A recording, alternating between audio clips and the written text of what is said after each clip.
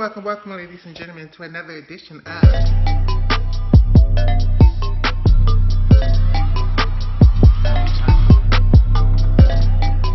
Welcome back to my channel, Michaela Loves Gymnastics. And welcome, ladies and gentlemen, to another edition of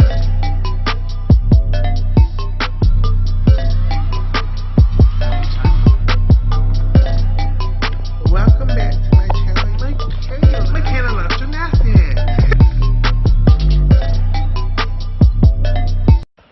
And welcome, ladies and gentlemen, to another edition of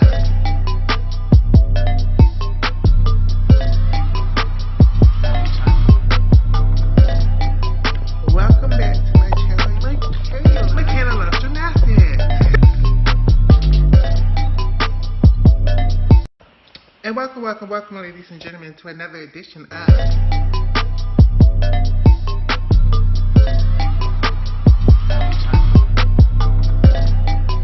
Welcome back to my channel, Michaela Loves Gymnastics. And welcome, ladies and gentlemen, to another edition of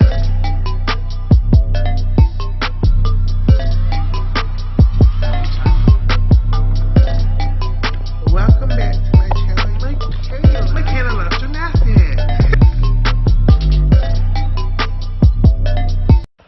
And welcome, ladies and gentlemen, to another edition of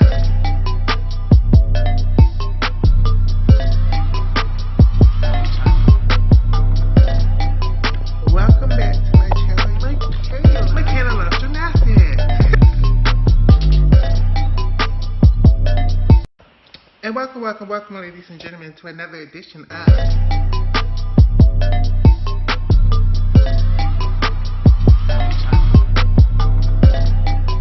Welcome back to my channel, Michaela Loves Gymnastics. And welcome, ladies and gentlemen, to another edition of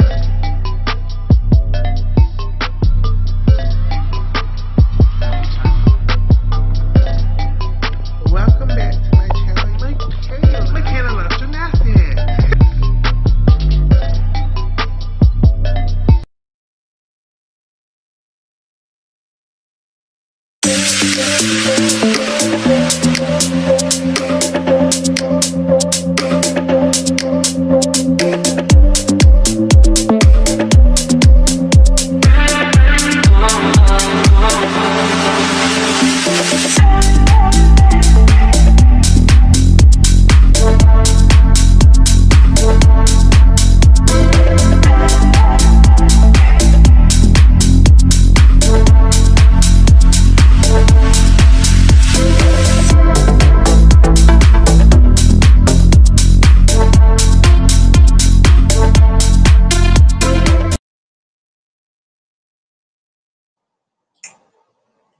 And welcome, ladies and gentlemen, to this very special but important episode of the Loves Gymnastics podcast. Now, I'm going to be quite frank with you all. I'm not sure who all is going to join us. I know Shayna's going to get on, and we may have a very special surprise guest who may get on.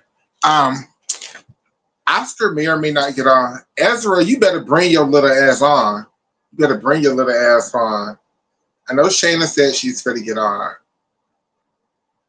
Oscar, I'm not sure, because I haven't even spoken to Oscar all day, so I'm not sure if Oscar's going to get on. So that may or may not happen.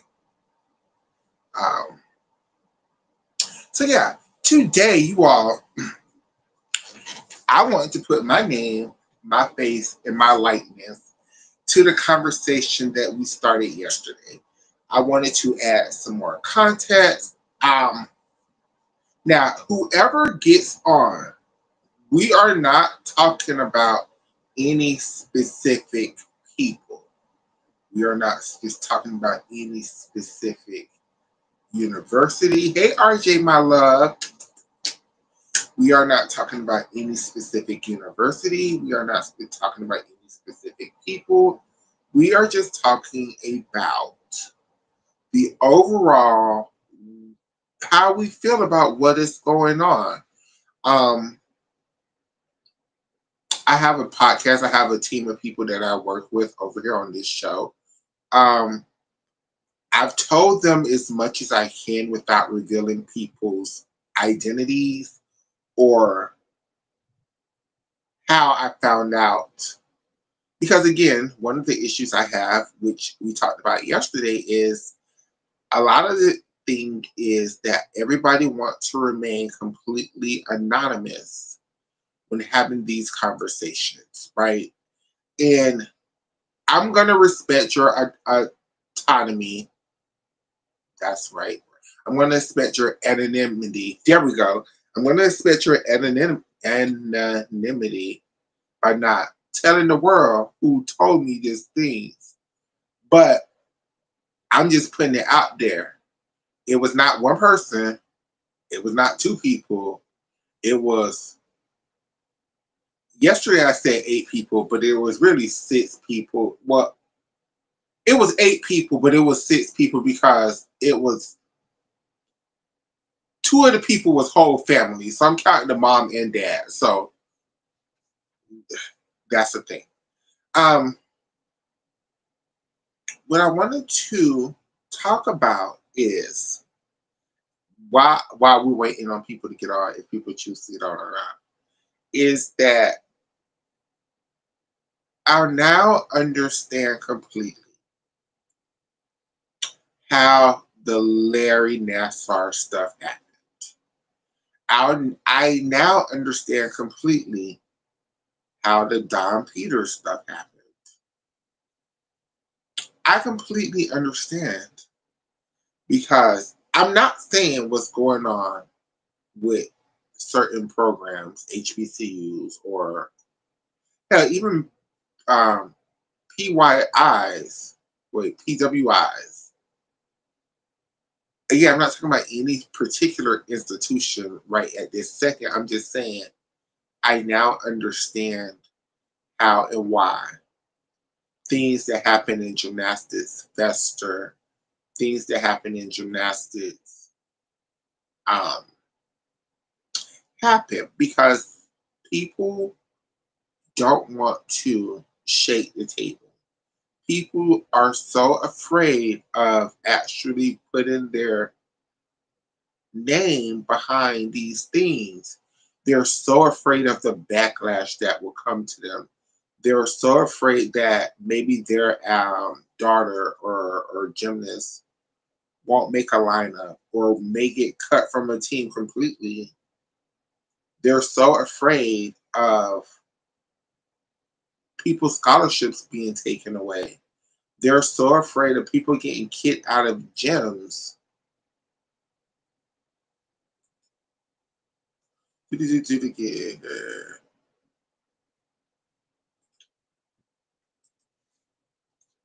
Um, so one of the special guests just confirmed that they're going to get on.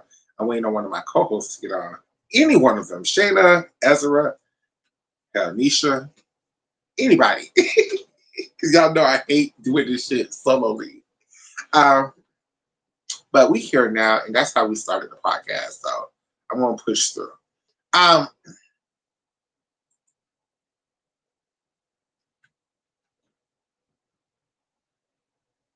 it's because so many people know about so much of what's going on, but for whatever reason,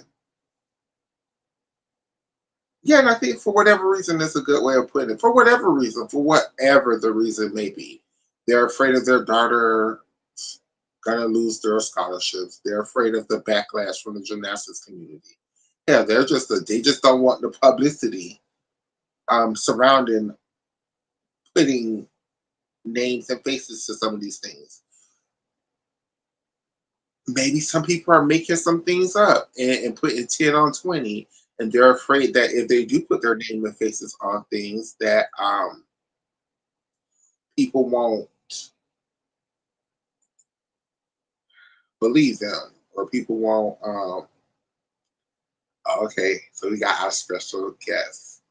So you are. You are. The special guest is Addict.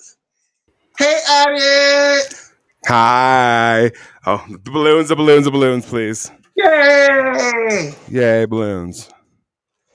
So we're waiting on Shayna or Oscar or Urza to get on. Whichever one of them bitches get on, so we can continue the conversation. But where I'm at in the conversation, or where I'm talking about at this moment in time, is how I now completely understand how a lot of the Larry Nassars and Don Peter of the world happened because of all the things that's happened to me over this weekend with these damn HBCUs and all the damn drama they're trying to. Unfortunately, I didn't ask for this. I did not ask for this. Right. Because I've been told some very. I'm sure you heard these same things at this. This is why I wanted you to get on. I ain't know. I'm sure I know for a damn fact that you've heard some of these same things. Right. If it was okay, I'm not gonna say if it was true because that's belittling the people.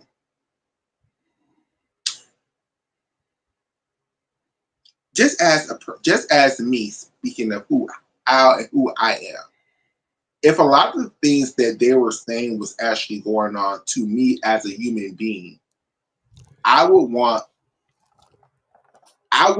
give a fuck. I would put my name and my face boldly behind every accusation because who's gonna check me, boo? In the words of Sheree Whitfield, if I'm telling the truth, who's gonna check me? What else are you gonna say? But I'm sorry, and that's this. But it's this coming to the podcasters, coming to these media organizations, and not wanting to put your name behind these things that I really have a problem with. And it just once again it lets me know how the Larry Nassar things happened because I know Nisha, I know. But whenever you can, get on. Because I know you have some things to add to this. It just lets me know how these things happen because so many people have all of these stories and accusations, but nobody wants to come forth. And then when one person do come forth, the floodgates now opening, like I said yesterday. What I don't want for any institution, HBCUs, PWIs, any gymnastics organizations, is for the floodgates to open, and now instead of something that could have been fixed being fixed, now everything is being destroyed and it's gone. And it feels like some people in their anger is willing to like blow everything up and like they don't give a fuck. But is that how you really feel? Like So what's the question? the question is going back to the Larry Nassar stuff and things. Can you help explain to the people like now, like behind the scenes, now that you got your foot into, I got my foot in it a little bit. Can you understand how all of this stuff happened in the first place? Like people knew that nobody just wanted to say anything, or I don't know. Okay, so this is a two-tiered answer because Okay, one, it starts off with the gymster needs to understand that we cannot just be like, oh, so and so told me, because otherwise, that source that told us will no longer tell us things. correct.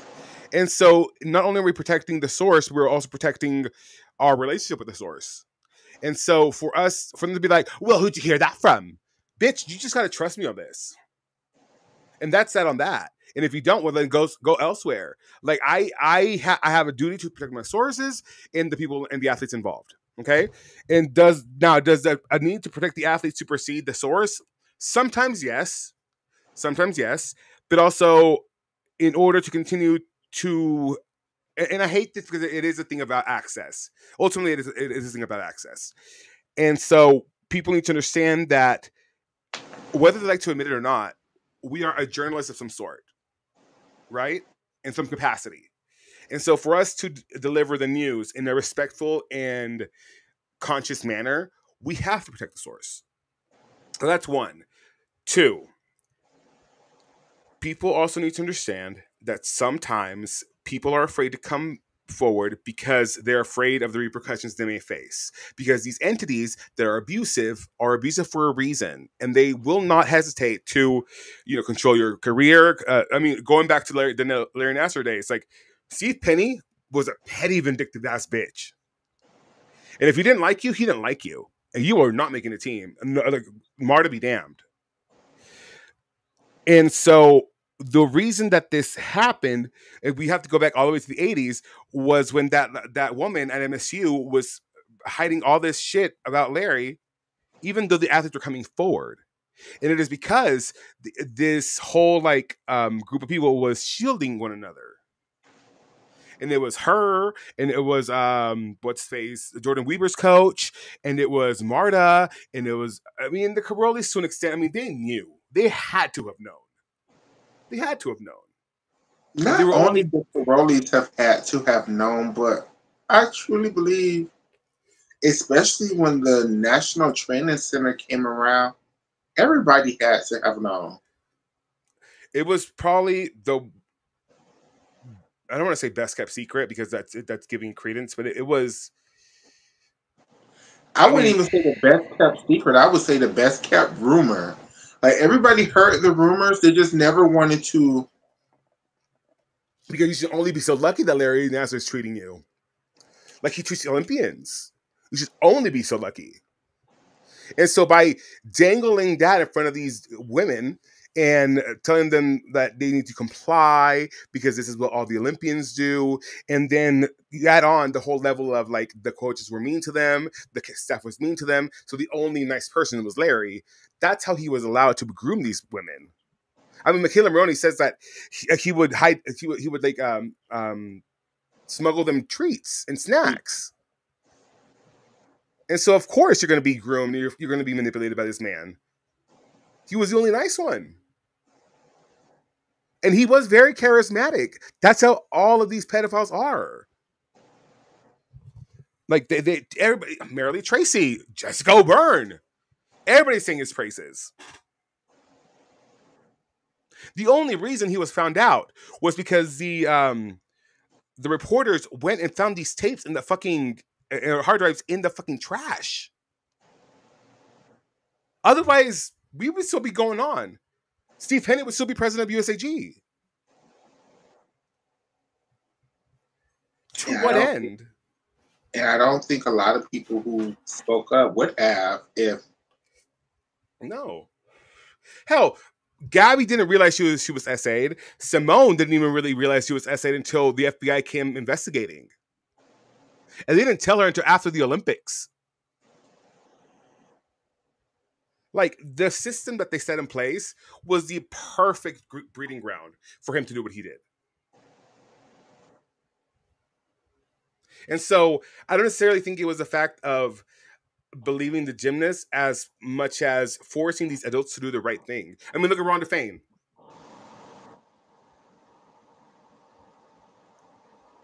Rhonda Fane went from being a national champion coach to vice president of USAG and then nothing. All because she went to see Penny to ask him what she should do. And so then the question needs to be asked, when do we allow Rhonda Fane back into the sport? Or do we at all? I think Rhonda should have been.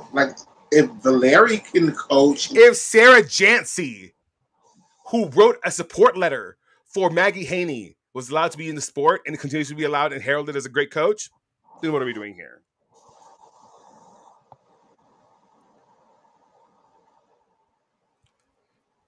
It's a horrible, shitty situation that ultimately all the adults in charge failed these women. Every single one of them.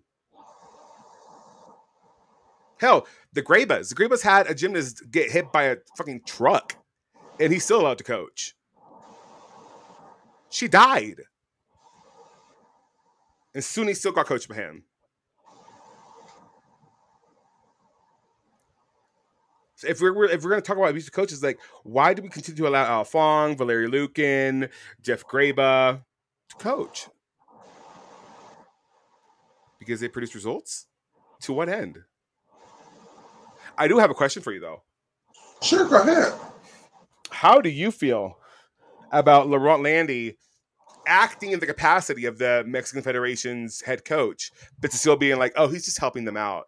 It's like, well, says he's helping them select teams, he's coordinating events, he's doing everything a head coach would, but they're not calling him a head coach, so he can then provide the same services for other countries, which is a conflict of interest. Does he earn a salary? Yes. I mean, he's basically, I look at him as the Mexican head coach. I mean, But Cecile said he's not. Directly to me. It's like, sis, if it walks like a duck. I just find it maybe they're trying not to step on the Mexican coaches that are already their toes by, like, you know. Well, he's a consultant.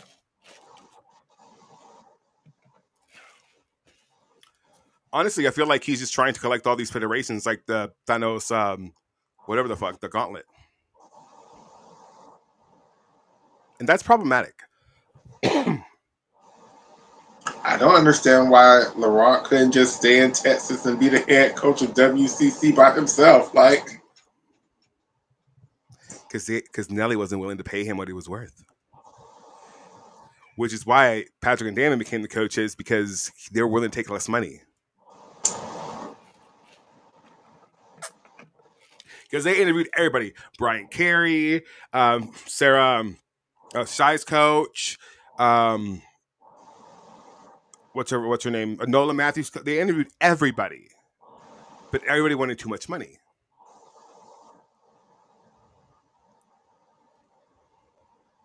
Yeah. Yeah. Yeah. That's very true. I want to respond to this comment because it goes back to the topic. And while I have you here as a Mexican American person, A Mexican? I'm kidding. News to me. Somebody said, Kiana, hi Kiana. She said, don't get me wrong, we love our brown brothers and sisters, but I do think for all the blacks, until it's time to stand up for ours, and they showed us during their election. Yeah. And let me tell you why. Let me tell you exactly why that happened. Because most Mexicans who make over $30,000 a year automatically think they're Republican. Automatically think they're white. Automatically think they're the exception. And it is the craziest thing ever. Because they're the first ones to turn around and be like, oh, well, you know, those who came illegally can get deported. It's like, sis, that's your family. That's your cousins. That's your brothers, your mothers, your sisters. And for some fucking reason, they've been convinced that they are above other Mexicans, and it's like, that's not how that works. If we're all getting deported, you're going with us. Like, I heard somebody explain it like this, and you know, this is just but when I heard them explain it, it made complete sense to me. They were like, for some Latinos as a whole, being Mexican is the Latino version of being called the N-word. And to them, the deportations only truly affected the darker skinned Mexicans, because to them the Mexicans are the dark skinned ones. And a lot of the Latino community tries to uphold whiteness of European standard. And yeah, that's because back in, like, don't ask me when, but it was like years ago, like 70s, 80s, 90s, where the Mexican government tried to classify Mexicans as mestizos, which is like basically like halves, like Spanish and Mexican. And so through that became this influence of like, and let me tell you, racism is deeply ingrained into the Mexican like consciousness. Why? Because colorism. It's because of colorism. And I can't tell you how many times I've been called morenito or basically just like, you know, darker one. Because my brother is way more light skinned than I am. Way more light skinned than I am.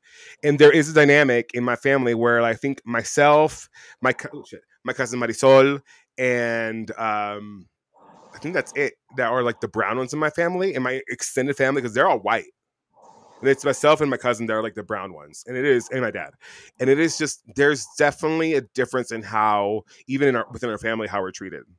And it's just fucked up. Hell, my mom is fucking racist as shit.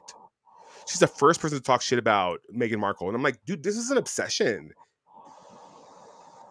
Yeah, no, it's a big thing. You'd be hard pressed to find someone of my color in Mexican television. Yeah, it's not just even Mexican. It's all of the Latin American countries. Like, it's really an erasure of darker skin. Like, there is really. I think we as Black people have to realize that when we say the Latino community or the Spanish community or however we want to put it, it's in our mind, we're talking about brown people, right? When we say that, right? But in reality, that's not the truth of what's going on. It's a very diverse culture. It's a very diverse community, especially Latino Americans, because a lot of Latino Americans, even though they identify as Latino, as their ethnicity, their race is still white. Yeah. And they still identify, even though it doesn't make any sense to us, identify with whiteness. And they want the pursuit of happiness is the pursuit of whiteness. And while we're up here laughing, it's like, your cousin got deported. They're like, yeah, my cousin got deported. Oh, well. Yeah. Take his little brown ass back to Mexico where they belong. And the thing is, like, you'd be surprised how many Jewish people there are in Mexico. It's the second biggest religion in Mexico. Mm-hmm. Like, my dad converted to Catholicism for my mom, but like, there's still deeply ingrained Zionism within my parents, and it is the craziest thing. And that's because, you know, even to my dad, like, they still have racial tendencies, and I'm like, what the fuck is your problem? Like, it is the year of our Lord 2025, and you're still like, you're still acting like this. Like, to what end? And so it's difficult to try to like reason with them when it's just so. I mean, it's same with white people. It's just so deeply ingrained within their being. And a lot of people here in the United States don't realize how insane. Like, people who are like, "Oh well, racism is over." Like, you know, why do we keep bringing it up? And it's like, because racism is at the very grain and root of our nation, of the beginning of this nation. This was literally the premise of the nation is white supremacy, no matter how you shape it. And it goes back to theology and Bible verses and just religion. Like, religion in and of itself is an incredibly white superiority laden belief system. So, Addis, somebody has a question for you. Let me read it. I have a question for Addis. Do you feel... Yes. And I think not only the Mexicans, I think everybody in the entire world benefits from the efforts of the Black community. I mean, this nation was entirely built by Black Americans brought over in the slave trade, by Asian Americans building the railroads, and by now Mexicans harvesting the fields and doing all the, like, basically all the work that people don't want to do. And it's all at the root of being able to pay them less than what they're worth. Which is why when people talk about industrialization of this nation and how we've, like, send everything overseas, when people say, like, well, bring it back to the Americans, I'm like, who's going to work those jobs? Because nobody in the right mind is going to work for $4 an hour to build a car, a phone, or whatever it may be, like people overseas are. You'd have to, even if once they find out that they're being underpaid, then they start protesting and shit for better wages too. Like, unionizing, which is why at the during the I can't remember who it was during administration, but when they started to ship things overseas, because they were undermining all these unions and trying to bust them up and whatever it may be. But what it comes down to, and people don't really realize, is the fact that what do you think is going to happen to all of us? They're going to incarcerate us and then make us work for cents on the dollar. That's the only way you can bring industrialization back to the United States, is through slavery. And what is the only form of slavery there is still left legally? Imprisonment. That's what it's all going to come down to. And that's their plan. I mean, if you look at Project 2025, that's in their plans. And it's all laid out. So people are like, oh, how can we didn't even know. Dude, it's all laid out. There's a whole document. Do you think... Well, the kind of argument is happening in the White House, in their news. That's the kind of argument. And it happens every day. You are literally, and we're watching it live. That is a counter argument. Do you think... Oh crap, what was my damn question, child? Am I pregnant? No, I'm just really bloated right now. Fuck you, bitch. No, that was not my question. My question was gonna be, do you think that... There we go. Do you think the Latino community as a whole agree with Project 2025? And go ahead. They are... Let me ask the question before you just answer. It feels like to me that, I'm from Florida, so, we have a different, like we have Latinos from South America, we have Latinos from Mexico, we have Latinos from, Spain, and you hear the different perspectives of the different communities of the Latino people. And it really do feel like a lot of the Latino people are like, yeah, sacrifice the few for the many. Like, if some have to go for us to get, what we want, fuck it. Like, I think what it comes down to is the fact that we're still so preoccupied with disenfranchising each other, then coming together and realizing that it's not us versus us. It's us versus them. It's us versus these billionaires. It's us versus these government officials. It's us versus literally the 1% who are so hell-bent on keeping us all fighting within each other. And the quicker we realize that we are better together and we get more shit done if we all come together. That means from the poorest white man to the richest person of color. We all have to come together and get rid of this. Otherwise, we're all going to end up in concentration camps. Can I say something to that? Yeah, we all have to come together thing. Yeah. I am in the belief now that when people say we all need to come together, they are speaking bullshit, because that means literally nothing. To me, at least, it means nothing. Because come together for what? Because if I look at the Latino community once again, it seems like the Latino community has all come together for this Republican bullshit. And to me, as a black person, it looks like the Latino community is cutting off their nose to... But see, that's it. Like, we need to stop this whole, like, it seems like it's like, no, and that goes for Mexicans, it goes for people of color in general. Like, we all need to stop this. Like, well, it seems like, no, like, that's what's keeping us from, like, actually banding.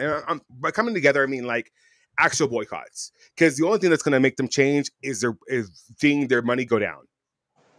We're bringing this conversation back to gymnastics. Well, as a black person, this is why this whole come together shit don't mean anything to me anymore, friend. It's going back to what's going on with these damn HBCUs. Yeah. It feels like, with black people at least, and I'm pretty sure it might feel the same way with Latino people, but it might not, or specifically Mexican people. It feels like with black people, it's like, have you ever seen the movie Django Unchained? Yes. Okay, it feels like everybody thinks they're Django Unchained, or they think they're Harriet Tubman, and they want to be the ones to lead the people away from the slavery. They want to be the ones to be the one in charge of the Underground Railroad. But if it's somebody else in charge, or maybe they jump to it a little bit faster than them, or maybe they had the resources before they had the resources and they started it before them. Instead of just getting on board, or as people say, everybody needs to come together, it's not that. It's the who the fuck this bitch think they is. That bitch can't tell me what to do. Bitch, I've And been doing this for 20 something years, bitch, and that's the mentality that keeps us from actually realizing that class consciousness doesn't mean we're off the kumbaya and come together and like sing like, you know, songs around a fire. That's not it. It's realizing that the effects of what we can do if we like, again, coming together is the wrong term, but at least like making the decision to consciously like withhold our money, because it's as Well, soon. I have a new term. This is where I'm going with this, and I'm never going to tell people to come together no more. I'm going to tell people they need to start falling in line, or Yeah, that's it. hold a boat, or whatever the other. I'm Hold the going to say door. fall in line Hold the because, door. or whatever. Because at the end of the day, you may not agree with whoever the so-called leaders is at the top. Like, I mean, you talk. I don't particularly care for AOC, but if AOC was to nominate, bitch, I'm going to be on AOC side Yeah. for because at the end of the day, you can pick whoever leader you're going to follow, but you have to follow somebody unless you're going to be the leader. And if you're not going to be the leader, and especially going to these damn gymnastics parents, which is if you're not going to lead by putting your face on these stories, I'm not going to say shut the fuck up, but I will say let somebody else lead the charge. Yeah. Like, fall in No, I line and mean, and let somebody. that goes back to the UCLA thing. Remember, like, and I realize that now in hindsight, like these people, and you know, I love Shay's mom, love her down, but what ultimately happened is that they were so afraid of the repercussions Shay would have faced. Which, I mean, come on now, had she had, you know, her mom actually like been the one to come on the show and like talk with us about the thing, that they essentially made us do their bidding. They made us do all the dirty work, and then we looked like the dumbass until everything came out. And Tiki told me this. She was like, you have to realize that sometimes people do that so that you will do the dirty work for them. Yeah. No, Kirana, I 1000% like agree. Like, I think what happened with the Mexican community in this past election was not only a result of manipulation, but also that we are very gullible, and you paint us a pretty picture and we'll fall for it. And I also think with the Mexican community, they didn't realize the true idiocracy of the white community. Whereas, like, we all realize that the immigrants that's coming through Mexico aren't Mexicans, right? Yeah. They're from Panama You want or to know why that's happening? Why it's Central Americans? because it's so much gang violence and civil war and stuff. No. Ooh, So go ahead. that's what war happened as a result of us. So you might know this because you're a bit older than me, and no, I'm not saying that in a shady way. Do you remember Chiquita Banana? Yes. So Chiquita Banana became the result of the surplus of bananas we were bringing in from Central America, the banana republics. Now, what we did was we went into these Central American nations, destabilized the governments, installed people that we could manipulate to make sure that we could then harvest all the fruit and make it easier for the trade route to happen, which is why we built the Panama Canal. Now, what's really funny about that is that the When reason, you're hey, saying because of us, you're meaning Americans or Mexicans? Because United States, the US of okay, A, okay, the because US I of was A. like, because what? Because even deeper than that, the Mexican government was trying to fix things, and the Americans were like, "Oh no, yeah, no, we got it." Yeah. Because at the end of the day, you know, the Americans we like to build countries, right? So we were trying to build one Central American country with all of these individual countries who did not want that whatsoever. They wanted to So stay there. what happened was that we literally gave the world fruit, whatever it's called, the fruit company, their own army, their own armada. So what they did, what they would go to these Central American companies, basically take them over, and then have all these workers working in these uh, banana republics, and they wouldn't pay them money. They would give them vouchers that they could spend at the commissaries that we set up there. So we were paying them in vouchers. We were literally like, it was slave labor. And so the funny thing that happened then, remember, you know why banana flavored things taste like the way they do? because that's the original. That's the flavor of the original banana. That banana species caught a parasite and wiped out all of those bananas. So then in England, they came up with a new banana, which is a banana we have now. Now that banana is facing parasites again, so it could be wiped out within the next 5 years. And all those bananas that we had, they were trying to get rid of was why they created Chiquita Banana. It was all propaganda. And that's why all those countries that have now destabilized, and are now run by cartels and all these gangs. That's why all these people are now coming here. This immigration stuff is a result of our actions. And so for our government to be like, oh, keep the immigrants, I'm like, dude, these are your comeuppance. These are the consequences of your actions. And I find it so very fucking ironic that we want to act this way when we were all for taking over these countries back in the day. Through the CIA, through the FBI, like it's what we do. We destabilize countries. Look at Iran. Like, I look at Netanyahu. He's not Israeli. He's American.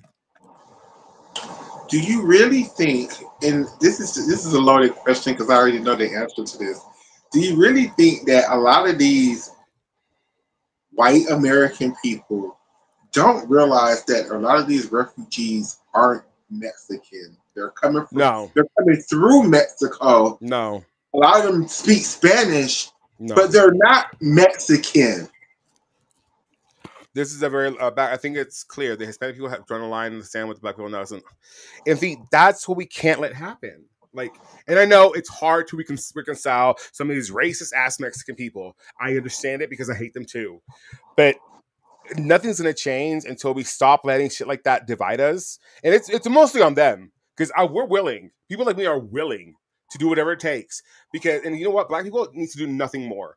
You guys did your job. You guys fought for it. You guys campaigned. You guys worked your asses off again. And it's like, now it is the job of Mexicans and white people. Like, we need to step up. And more so, white women. White women need to step the fuck up. Because there's nothing worse for the white optics than white women being dragged and mishandled. And like, I saw a white lady say the other day on TikTok, they're like, you know what? And if you get hurt a little bit, that's fine.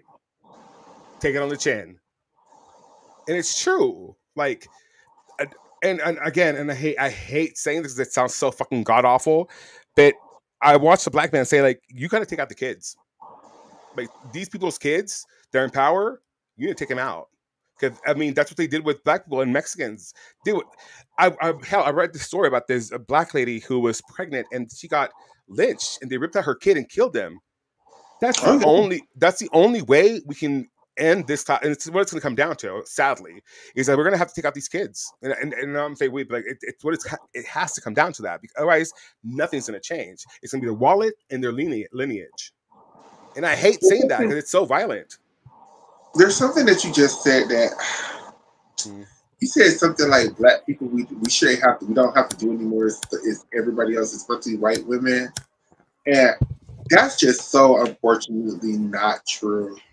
I know that the numbers say that 97% of black women voted for Kamala Harris and 70-something% of black men voted for. But that's only of the voter like pool. That's not the entire community.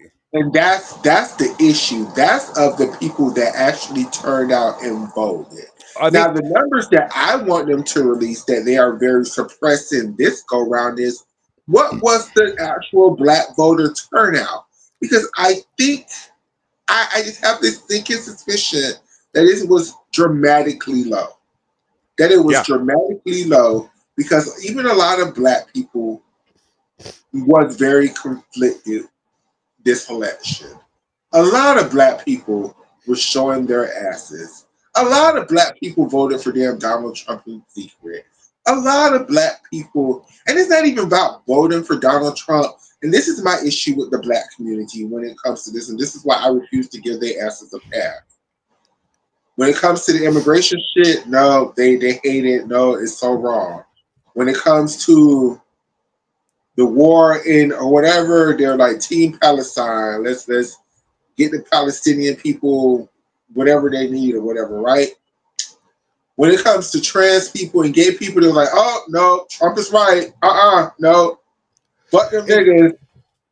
What I find so funny is that they're making this transition to be, there's less than 10 trans athletes in the entire NCAA. That's 500,000 athletes and only less than 10.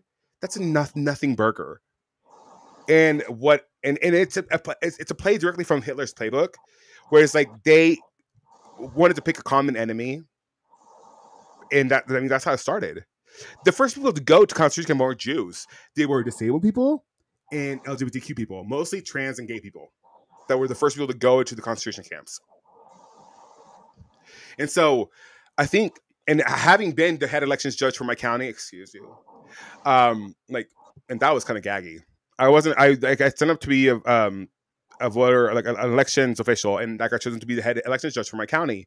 And when I tell you that even within my county there was election fraud because of Republicans, I mean it. We had a whole meeting with all the election judges from across Texas, and there was election interference, but we weren't allowed to say anything publicly until now. Because why brought up the boat? It just didn't. The numbers did not add up. And it's just so unfortunate that it's so. There's nothing we can do to remove this man from office. Nothing other than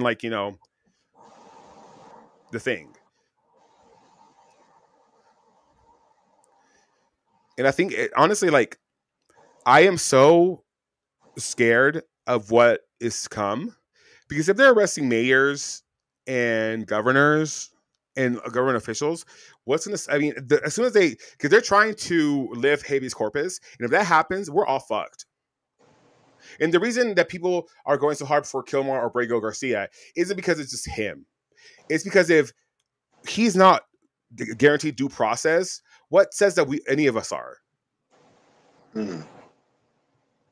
If we're not able to, our last resort is the courts, and if we're not able to be guaranteed due process, or at least habeas corpus, then everybody should be scared, because then that means that they're going to do anything they want to do whenever they want to do it. These ICE raids in the middle of the night are fucked, and that's how it starts. And to answer a question, well, not a question, to respond to a comment that Kiana made. Yes, I do think Trump amplified this LGBTQ, especially trans hate, this go around, but I think he just pointed a mirror at the Black community and reflected what the ignorance that. And the funny thing is, all these motherfuckers in Washington love trans people when it's behind closed doors. Of course. All these F words up in the government who are Republicans, they're all a fucking grinder. DL for DL, mask for mask. And it's the self-hatred is just insane. It's you should go to therapy. Don't make it our problem. Go to therapy and seek help, but exactly, don't make it our problem. But it is our problem, and yeah, it going is. to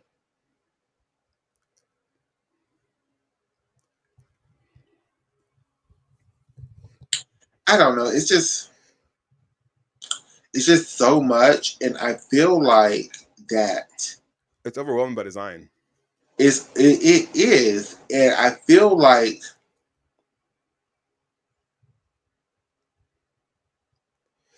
Congress can move to impeach, but it would take a majority vote to get it passed, and then you go to the Senate, and it would take a majority vote from them to be able to impeach him. And even if you impeach him, doesn't mean he's going to be removed from office.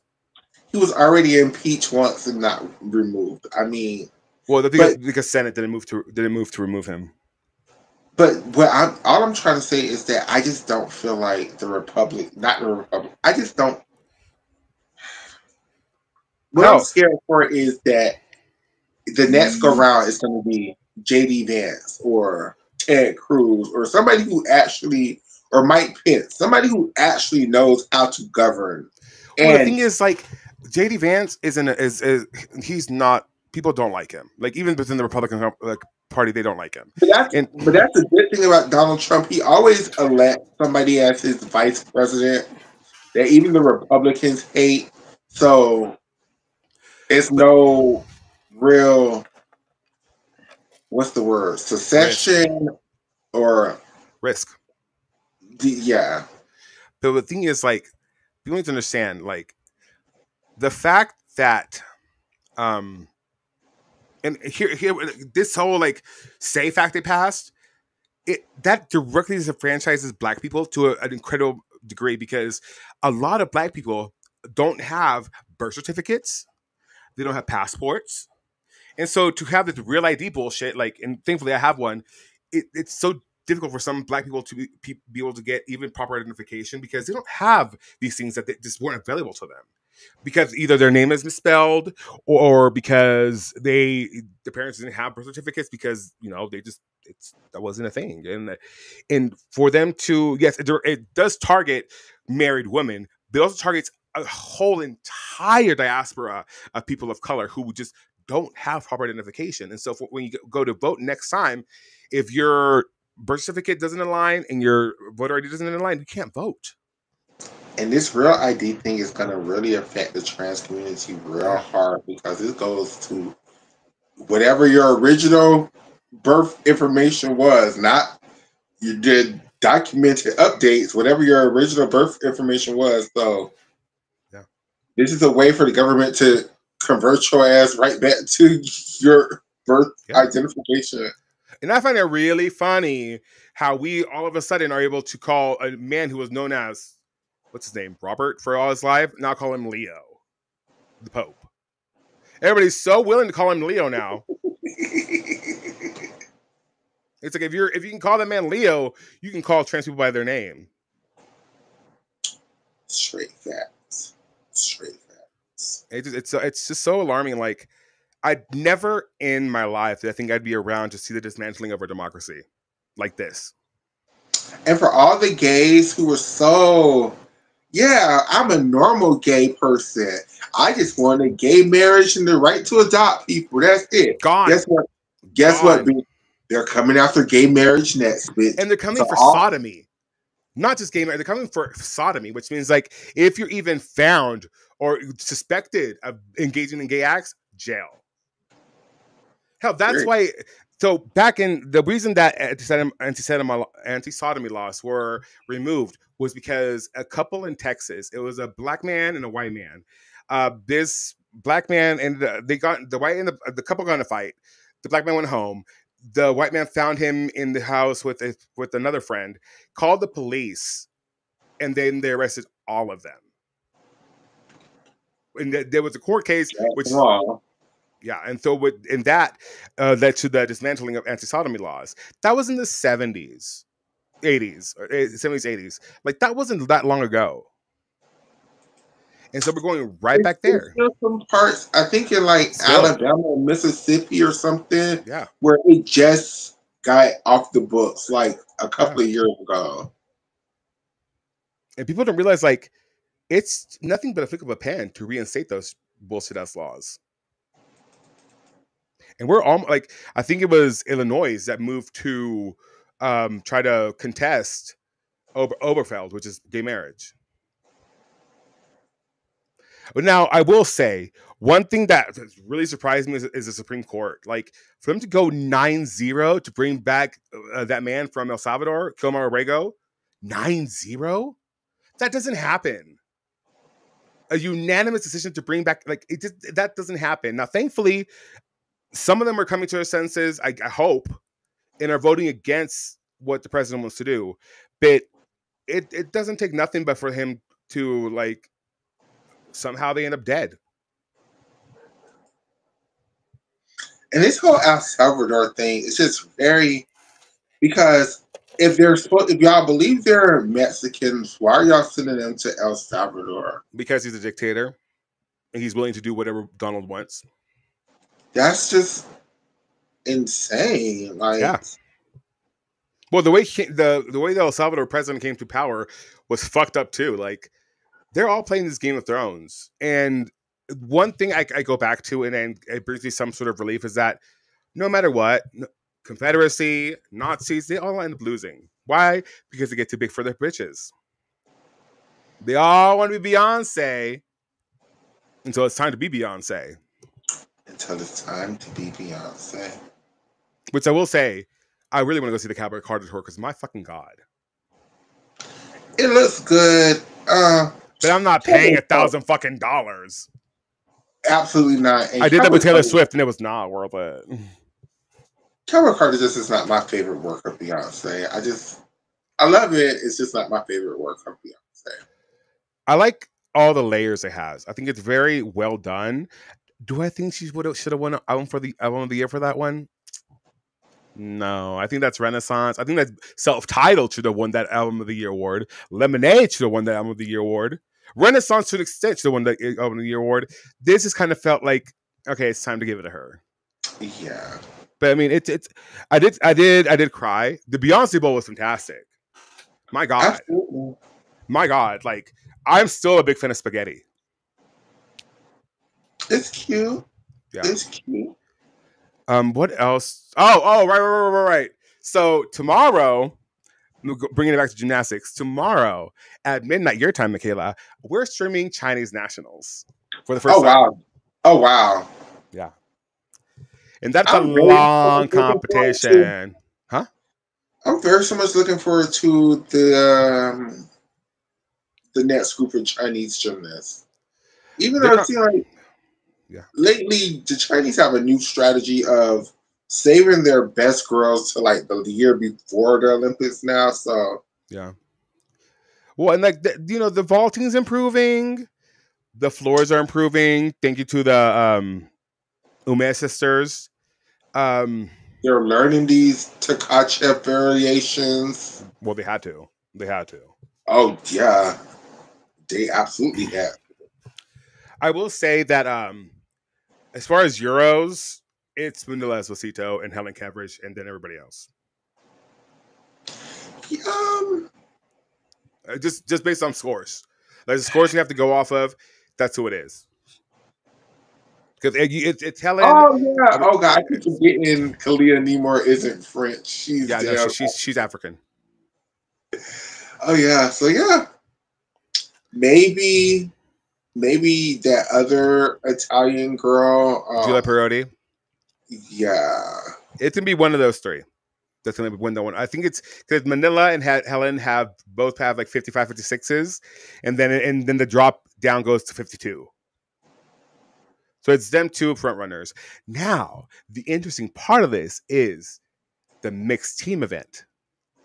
Because if you think about it, so Helen, great, that's who's going to be for the mixed team. But then who is the man? There's no man on their roster that can bring you a good floor and a high bar.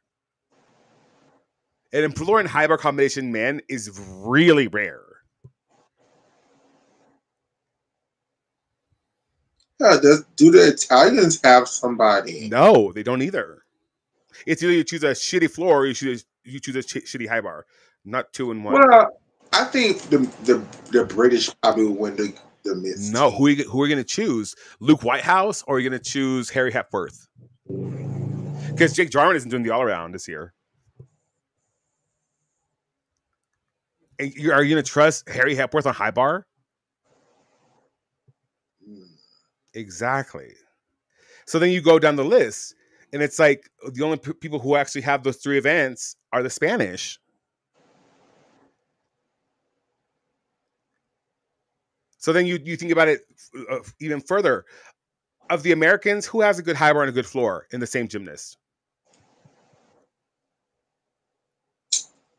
Brody? After that showing at the Olympics? And Brody didn't seem like he was too concerned about training when they did the men's nationals for NCAA. Frederick, if he stopped falling so much. But then which woman do you team up with him? Simone? I don't think Simone's coming back. It would have to be Simone. She would be the number 1 all-around qualifier. Wouldn't it be? Is she coming back? Now, I like the selfish fan of me. Yes, she's coming back, but realistically, Homegirl wants to go have babies. Yeah, but I mean, it's the home Olympics. And that's how I feel as a fan. But like realistically, that's 4 Olympic cycles. Never been done before. But see, not the issue. I'm not even gonna say it's an issue. The benefit for Simone, it seems like on the elite level, gymnastics has taken a step back even further. So I don't even think she would have to upgrade or change very much. She wouldn't have to. I don't even think she would have to do her hardest. She wouldn't have to do. No. She would be good with a solid 58. And that's like a walk in the park for her. Like, because you're not going to get Rebecca. I don't think Rebecca is going to do the all-around anymore. Not. So Julia Soares is hurt. I don't think it's really nothing stopping Simone from trying, even if she wanted to, with a much watered-down program than we're used to seeing. Who's going to be her coach, though? I mean, she hired them people, so she better let them people coach her. And that's the thing I want to talk about. I personally think if the USA program is smart, they would have those men leading the national team camps because, again, they know about artistry, which is the one thing that we suck at. Isn't that why they hired Betty Okino? Betty Okino tried for years to get Jade Carey to get artistry, and it never took.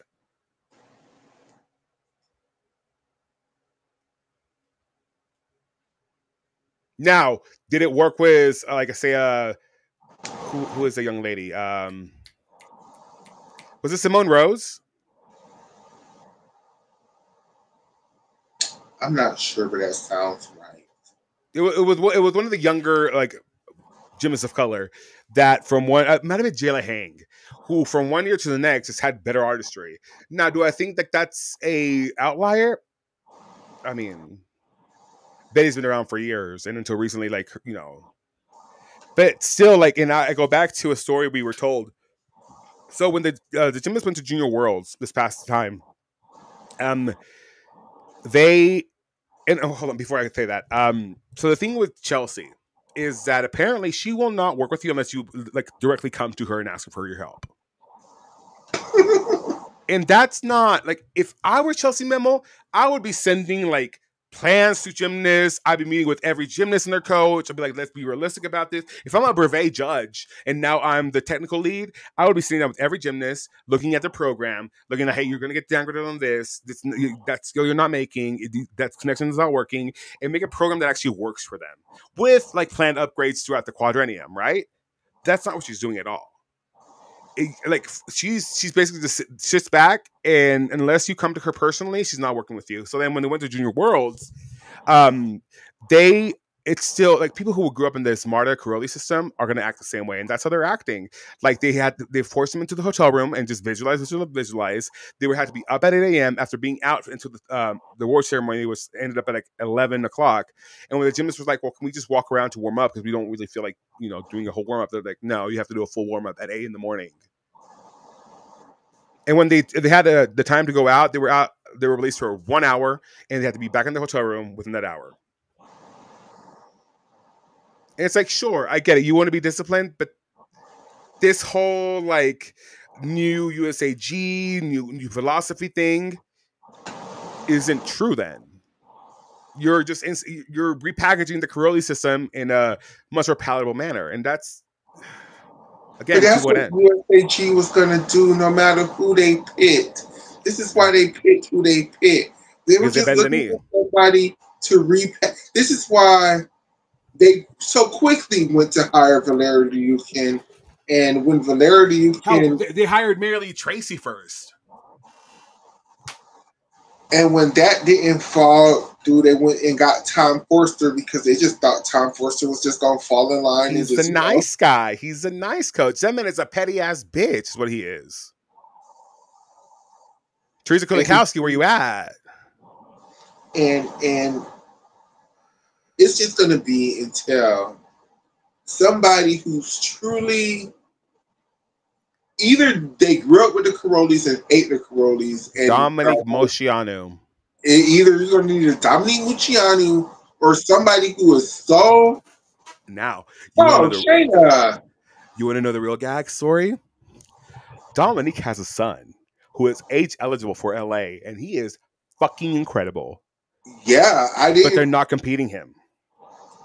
I didn't realize that her husband was also a gymnast. And yeah, Mike, yeah. Mike was awesome. Pretty damn good. Yeah, he is. Hey, Shayna.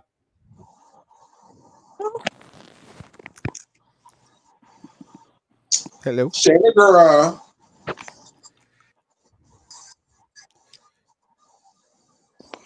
Hello. Hey. Hi, y'all. Let me go and get my camera up here. Let me go sit up and look like somebody. How you doing, girl? Oh, I'm not gonna lie. I had dozed off for a little bit. Of course. I took a nap earlier. Okay.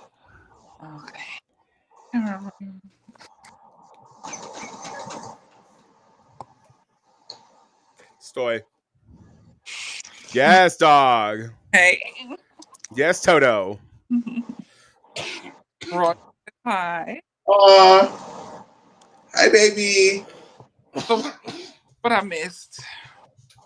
Oh, we were talking about basically like how USAG is essentially just a curly system packaged in a more palatable like version of it. Okay. Yeah.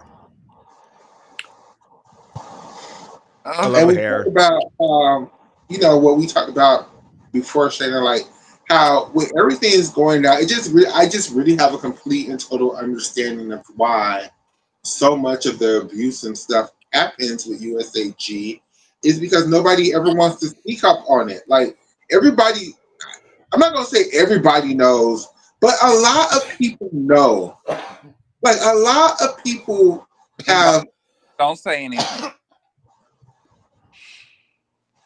A lot, even coming down to the parents, like it's making me be like, okay, how many of y'all parents really knew what was going on with Nassar, but because he was Larry Nassar and y'all thought he was gonna get y'all daughter to the Olympics, y'all didn't care. Well, and it goes back to us like thinking about how like the 08 girls,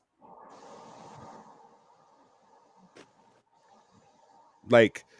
Yes, when we look at it, it was Valeri, it was Luann, Pejic, it was Mihai and Alicia, and it was Chelsea and her dad, and to an extent, Jana Beger.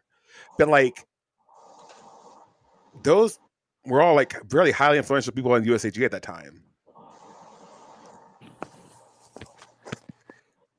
And we talked about this before, Michaela, like how it seemed to like skip a whole quad and no one never came out about the people who actually was involved with their children. Because I think I had said that about Nastia and Chelsea. Because, you know, no one really came out in 96. Then you have some of you had Jamie in 2000, then none of the girls in 04 and 08, but then here come 12 and 16. So it's like, and you just got to think about, I don't know about y'all, but like us with sports. My brother played sports. My sister played sports. My mama didn't play that. If it was any kind of foolishness that went on, we were done. It didn't matter if it was through the school or if it was through like a private agency. We went and found somewhere else, or she did it. Yeah. Because she could teach volleyball and basketball. I know gymnastics is different, but my mother did not play that. If anybody even raised their hand and you talk to you crazy, let her know. And I wish like that mom had done that, but like when I played football, I faced like it was so ugly. Like, and I was talking about it the other day with my therapist, like the shit that I experienced. Looking back on it, I'm like, how was I just like so? Like even when I tried to speak up with adults, like they try to gaslight me into thinking that it wasn't happening, and it was so terrible. And if I experienced that, I can only imagine what an Olympian of their caliber must have gone through, where the stakes are so much higher. when we were speaking about it earlier, addicts in our little Michaela's little group chat, I told her that that's not just in sports though, that's in No. culture, especially the black culture. You know, we was always taught to girl, whatever happens in our household stays in our household. Don't tell anyone. Yeah. So it's not just in sports. And for some reason, like, people are so willing to cover up for the uncle, the brother, whatever. But when people speak up, it's like, well, there's no way he could have done that. Or they Mm-hmm. did know and they just didn't do anything. Mm-hmm. And it's so, as we grow older and people are starting to actually have a reckoning with it, how it ends up destroying families because people are just so unwilling. I mean, not even like slick side parents, daughters don't like their mothers or fathers because they didn't believe them. So it's a lot of victim shaming that has always happened. So And just gaslighting. And I am kind of very proud of, I guess, our generation who just like was like, no, we're gonna break the generational curses. That's not right. yeah. And so I see a lot of us becoming parents and just like changing the way in which like they talk to their kids, how they treat their kids, and it can fall into gentle parenting, which is an issue in and of itself. But ultimately, like, I think it is, for what it's worth, for the better. Yeah. But again, we go back to too much of a good thing is a bad thing. Like, to what end? And it feels like going back to these HBCUs and with gymnastics, I don't know, it's just something wrong with these parents, man. Like, They all want to be Beyonce, Michaela. it's just something's just not right. It's okay because taking it off of the HBCU, even look at Riley McCuster's mom and how damn Maggie Haney just drugged her ass for bills because she's like, bitch, y'all up here trying to sue me and trying to damage my career. Bitch, here's the paperwork. Bitch, you signed off on everything. And it sucks that we have to defend Maggie Haney, but she honestly, and I fucking hate the bitch. She did what she could to help Riley out. She consulted physicians who then lied to her. Riley had to find out that she didn't have rhabdo through Reddit.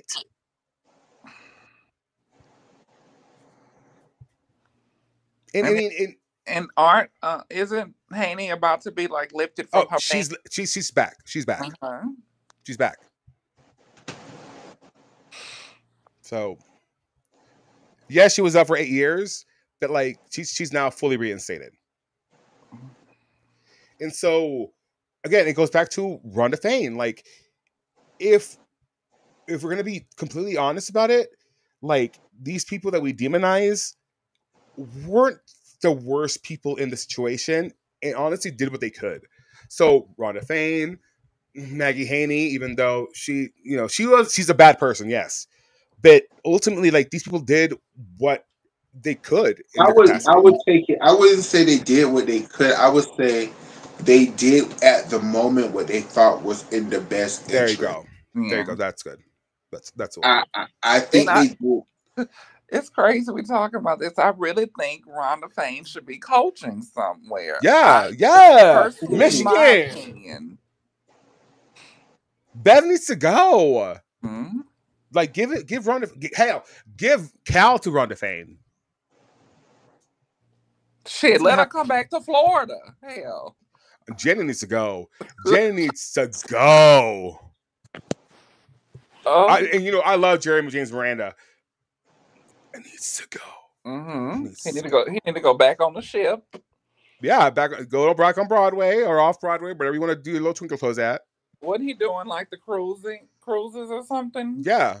He was part of like those like traveling plays or whatever, or companies. Michaela, how do you feel about the Crandall House going to Clemson? I love it. Yeah. I love them. I can't say that I love it. I don't. I can't lie. I am a Cal fan, so I feel like Cal's whole program has been decimated. Like, well, I don't think that program's going to last much longer. It was in shambles before they Yeah. got there, and then they turned it around. And they've been there 13 years, and I think this last season they barely could get 2,000 people in the stands. So that was an obvious red flag that administration and athletic Well, department were not behind them. no, and the thing is, like, that facility they have to train in is ass. Yes, how they So have is the UCLA one, if we're being honest. But like, Cal's was terrible. Isn't like the vault up high somewhere, and it was yes, like, it's like on a platform. Like, that's scary pants. Then people, and then they got They took that program as far as they could. they took it to where it went. And it was time for them to move on, and I think a lot had to deal with the shuffling of Cal. Also, a lot of travel coming Yeah. from California, going across to And not just Clemson. California, like up in Northern California, like Yeah. the San Francisco area. Then people did and then they got paid. They paid out their stuff. Yeah, that was the right thing for them. Clemson paid out their contract, which is damn near $1 million, if not more. Like, Clemson was invested. And you know what? Good for Clemson to getting rid of Amy Smith. Yeah, but Clemson got coins. Yeah, Clemson does have coin. They have coin. And we talked about this a couple times in the shows, like how we thought about Clemson, and just we was comparing them to the HBCUs. How Clemson had, like, they didn't say we're gonna have a gymnastics team next year, and they started. Like, it took them a couple years to get this program started. They had a team zero. They unlike Fisk, they actually took a year off. It was a team. It was resources put in. There was a plan. They had the resources to do it. We always kind of looked why Amy came there, and brought all those Utah State, given her track record. And I don't know nothing officially that happened, but I think those gymnasts were complaining about her ass. Oh yeah, they were. Yeah, they were. That's what happened. I never read anything about it, but I think Clemson was like, "No, ma'am, we're not going to have this attached to our program." I'll tell you what happened from what I know. So the reason Amy Smith got hired was because she showed up. She came up on a recruitment website that they have and behind, like, in the system or whatever, and she was the person they called. And they didn't bother to investigate. They didn't bother to do their due diligence, and she just got hired. Like, she tells that story. They didn't know any better. She was able. Didn't. She had experience. She probably used her background with UCLA. Then she was a proven coach, and then she brought a lot of people with her and recruited probably pretty good. So they didn't know any better. They found out quick because they just did not look happy this past season. No. And the fact that they had that girl do a Biles, I'm sorry, you shouldn't do a Biles anything in college. One, it's not worth it. Two, unless you're that caliber of a gymnast, you're not sticking that every week for 10. Someone was like, "Oh, she got a 9.8. She was fine." A 9.8. You're fine with that? She flew out of bounds. It was not needed. Yeah. I think they were trying to get the, NIL. It was for NIL. They had shirts immediately afterwards. Like, that was planned. It was a big deal. I can respect it if it was for the NIL. What I can't respect is, I'm not trying to throw nobody under the bus. I'm not trying to throw nobody under the bus. Throw him. I'm like the goblin to her. Oh my god. Throw him. Yes. And they definitely need a new choreographer because they choreographed. Okay. And new Leos. Somebody from one of the HBCUs, I'm not going to say which one, but there's only two, so y'all pick which one y'all want to, told me that, hell, they don't even feel like some of the girls that have gotten, who's on their team, even knows gymnastics. Like, they've had to teach them, like, high school level gymnastics to even compete. Like, I know you're talking about Morgan Price or Kristen Johnson. Well, I mean, clearly Morgan Price. Well, that's another thing. Why did that head coach? We're gonna talk about it. Oh, I know why Corinne got. I know why Corinne got dismissed. Why did she jump ship so quick? Also, let me tell you. Okay, so what had happened was, and Michaela, I'm sure Michaela knows about this. So, Corinne. Okay, so you have meat contracts, right? When you have a meet, and it's just to make sure the equipment manufacturer is there to have room and board, blah blah blah blah. In your contracts, it'll either say your room and stay will be paid for, or you will be, reimbursed. So that means you have to pay for it, and then like it's reimbursed to you through the athletic department. Well, they go to this. I don't know if it was the Oregon meet, or I don't know if it was one of the last meets where they went to compete, and Corinne did not have the money to pay for the hotel. So she calls Darren up, who's the founder of Bengals Gymnastics. They were in tandem with them creating the meet contracts. And Darren is like, well, you're to be reimbursed, so you have to pay for it, and then we'll pay you back. Corinne didn't want to do that. So they somehow got the money to her. And then so the social media handler, Nuria Mack, right? Mm-hmm. She was handling their social media for a while. Then Nuria moved back to Tennessee, or something happened, and then she became assistant coach. Well, Nuria Mack wanted that pecking order, so she played the Game of Thrones. And anytime Corinne would undermine her, she'd undermine Corinne, and it went back and forth, back and forth, back and forth. To I don't know if you remember, like the last meet, Corinne wasn't even there. I didn't know. She packed up her shit. She was like, "I'm done with this shit," and she was like, "It's either her or me," and they picked Nuria. And so they allowed Corinne to just like resign and go about her business. And also, wasn't she the athletic director too, though? Oh, she hadn't been the athletic director since like October. She was set back from that because they found out that she was going out there and trying to get NIL deals on her own, and you're not allowed to do that as a coach. See, that gives me lack of planning. And that goes back to the whole HBCU. Like HBCUs as a whole often face financial problems, and then you add on the parents and then egos, and it's a perfect storm to cause programs to fail. Yeah. Michaela, what was that about right? Is that what you've heard? Absolutely. And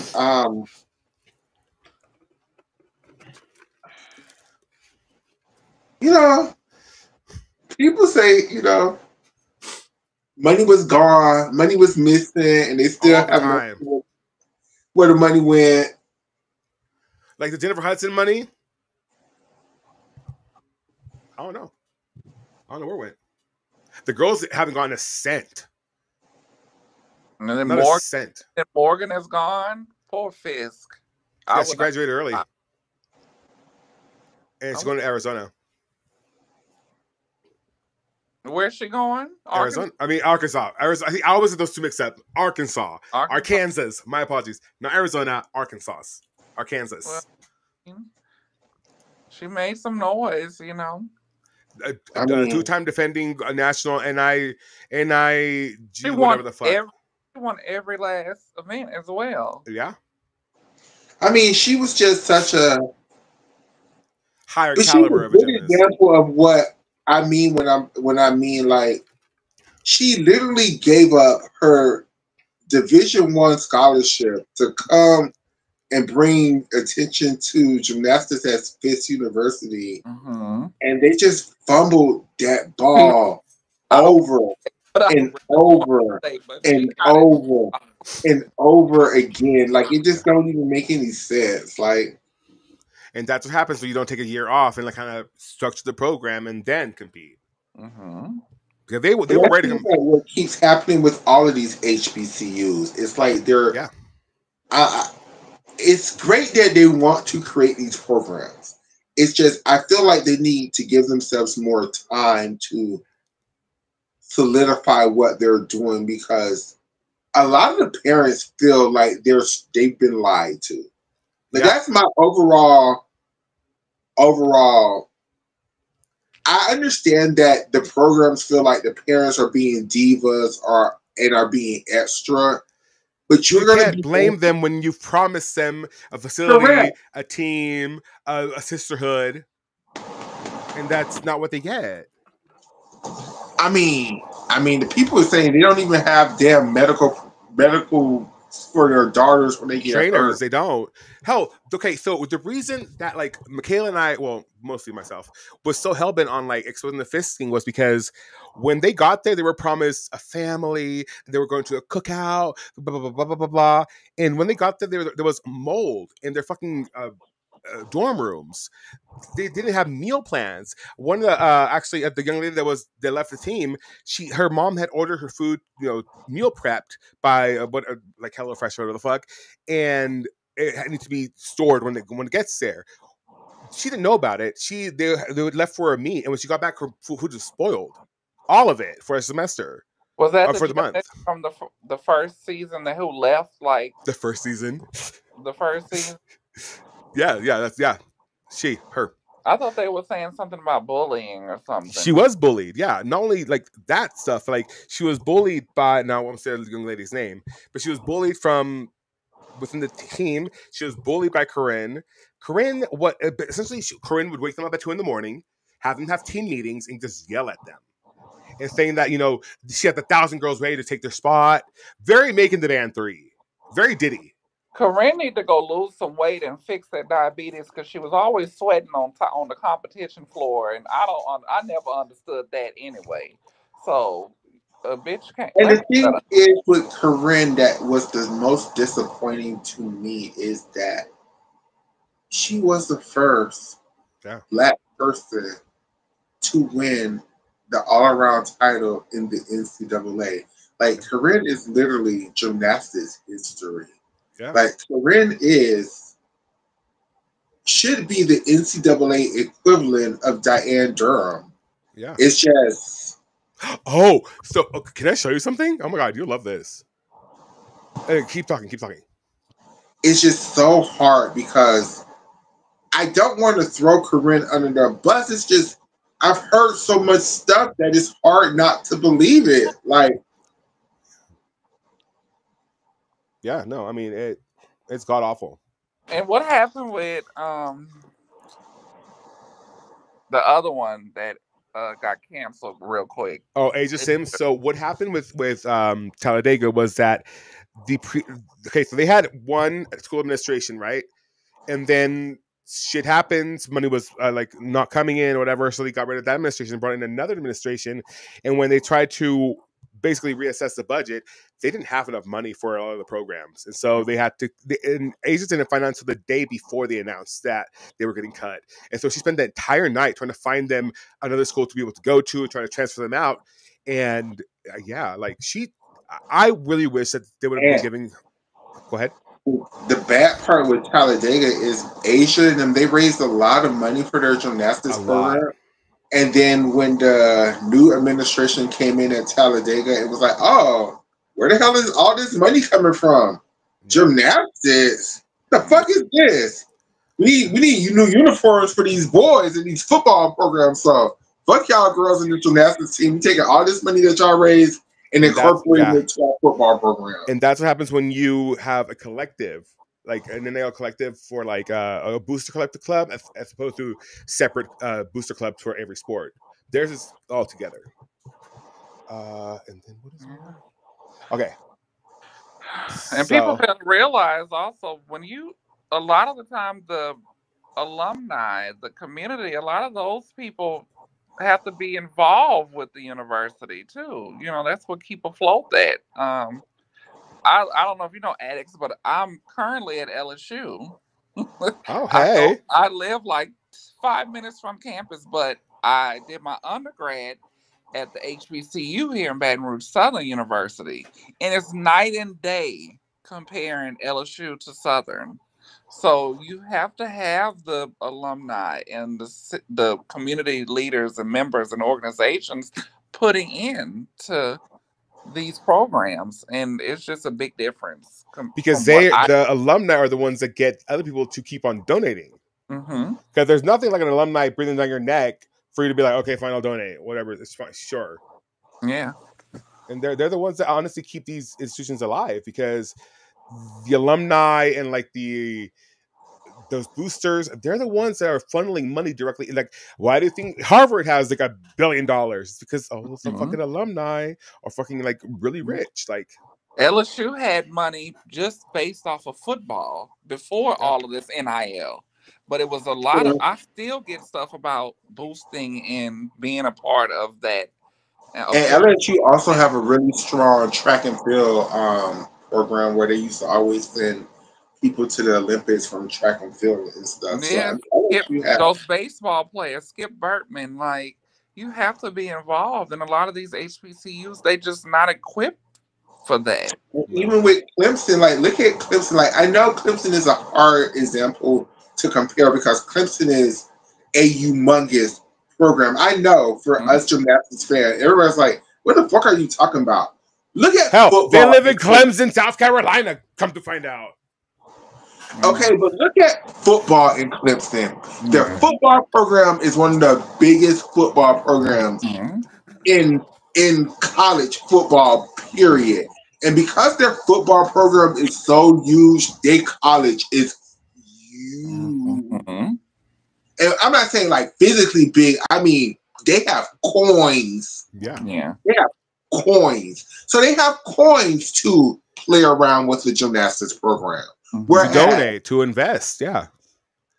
whereas some of these other these HBCUs, they just don't. Or even Like, just a Division 1 or a Division 2. I mean, a Division 2 or 3 team, even in gymnastics. Centenary, that's Division 3, Yeah. and I don't even think they have 500 people watch them at a meet out here. No. They don't.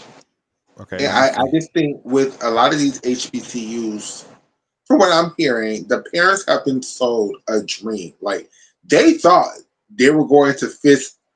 Like they didn't even know what the hell a Fisk University was in the first place. So when they thought they were going to Fisk or Talladega, they knew what Talladega was, and Talladega is a slightly bigger college. But Yeah. I never heard of Wilberforce Fisk. I never heard of these let me programs. tell you, baby, y'all, Shannon, you remember the first week of this thing, and I was like, Wilberforce, what the fuck is that? And then they were like, that's an HBCU. And I'm like, an HBCU? Where the hell is Wilberforce at? Like, I Is had that to in look up. Wilberforce, wherever it is? Is there a town called Wilberforce? So I have to play devil's advocate. Do you think it's part of the recruiting process? Is like, I understand a lot of these brown and black girls wanted to do something bigger and be a part of something new, but as a parent, you got to do your homework also. I You know, really feel like, I really feel like that's part of the problem. And I really feel like the parents aren't willing to take on their responsibility as parents in these situations. And when I say that, I mean beyond this issue with the HBCUs. I mean with gymnastics, period. These parents refuse to take on their responsibility as parents. They love to play victim of, oh my God, I didn't know you wasn't allowing my child. What do you mean you didn't know these things? You're their parent. Like you're supposed to know these things. Like I mean, from the beginning, when there was okay, so let me just tell you what this is. So let me finish my sentence. From the beginning, when they were told that there was no parents allowed at the camps, that should have been a red flag. But Mhm. okay, so these next two videos I'm going to show y'all are two intros I've done for either one of them is for a show that's currently we're working on, and then the other one is for a possible show we might be doing in the future. But the first one is from the Black Gymnast, which is Mr. Frank Simmons' company, and this is the intro for it. I'll play it right now, and it's some of my best work ever. So here we go.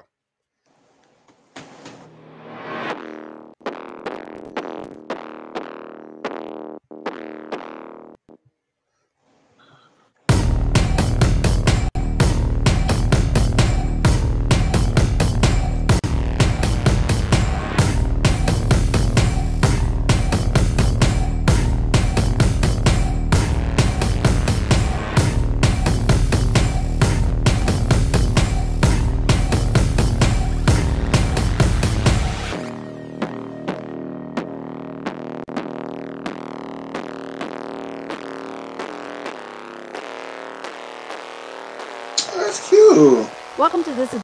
Okay, show you that.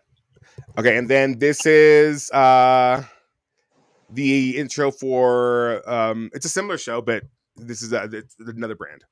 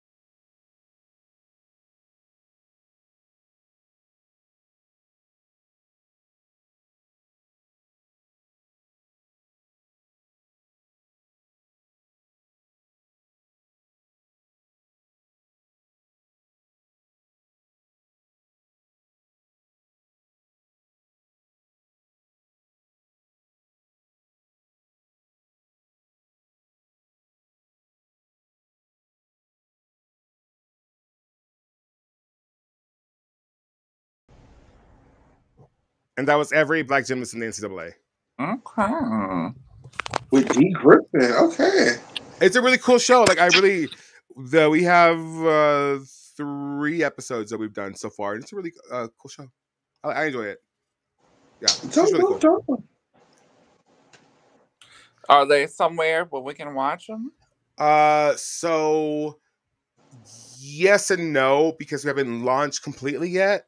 But there is a Facebook page for Gymnastics Today. I think it has 1 episode up, and just telling you the backstory of Fisk and whatever. And then the second episode is with Coach Mack, which they're really trying to get her hired as head coach for Fisk, which is the young lady who does the facials, who played the Game of Thrones and got Corinne to basically leave. And yeah, I don't dislike her, but I'm also like, bitch, that was shiesty. Mm-hmm. That I can't like hold it against her. Like, okay, girl, play that Game of Thrones. Child. And if you win, you win. You know, like something's got some people's feet, right? This is my opinion. I feel like all the behind the scenes be more juicy than the actual season. Because I was you would be surprised. I was so bored with the some shit we can't say. Some shit we just do not love to talk about. We're just like, it'd be so much. And like, I'm happy now because now I feel comfortable enough with y'all to at least let y'all show y'all a little bit of what the fuck I be going through with these damn people and this damn platform. Because these people, I guess because I'm one of the only black gymnastics podcasters or bloggers. You're the only one. Yeah. Period. And they feel comfortable enough to come to me and tell me these things, right? Yeah. But then they come to me and be like, "But you can't say anything about it." And I'm just like, "I hate that." There's so much currently that I know that I'm just like, well, I can't say anything about. Your viewers just have to stay tuned because you just never know when something is going to be. And like as we said earlier, like people need to understand that like when we say things and people are like, who'd you hear that from? Who's your source? It's like, bitch, I can't tell you who my source is. Otherwise, that source is not gonna keep on sourcing. And people are like, oh, well, you're doing that for clout. I'm like, okay, fine, then don't find out. Just wait and then. Wait. Because it always comes out. Like, so the Morgan Price thing, I knew 3 weeks before that happened. Mm-hmm. But then all things gymnastics have to be the one to break that story.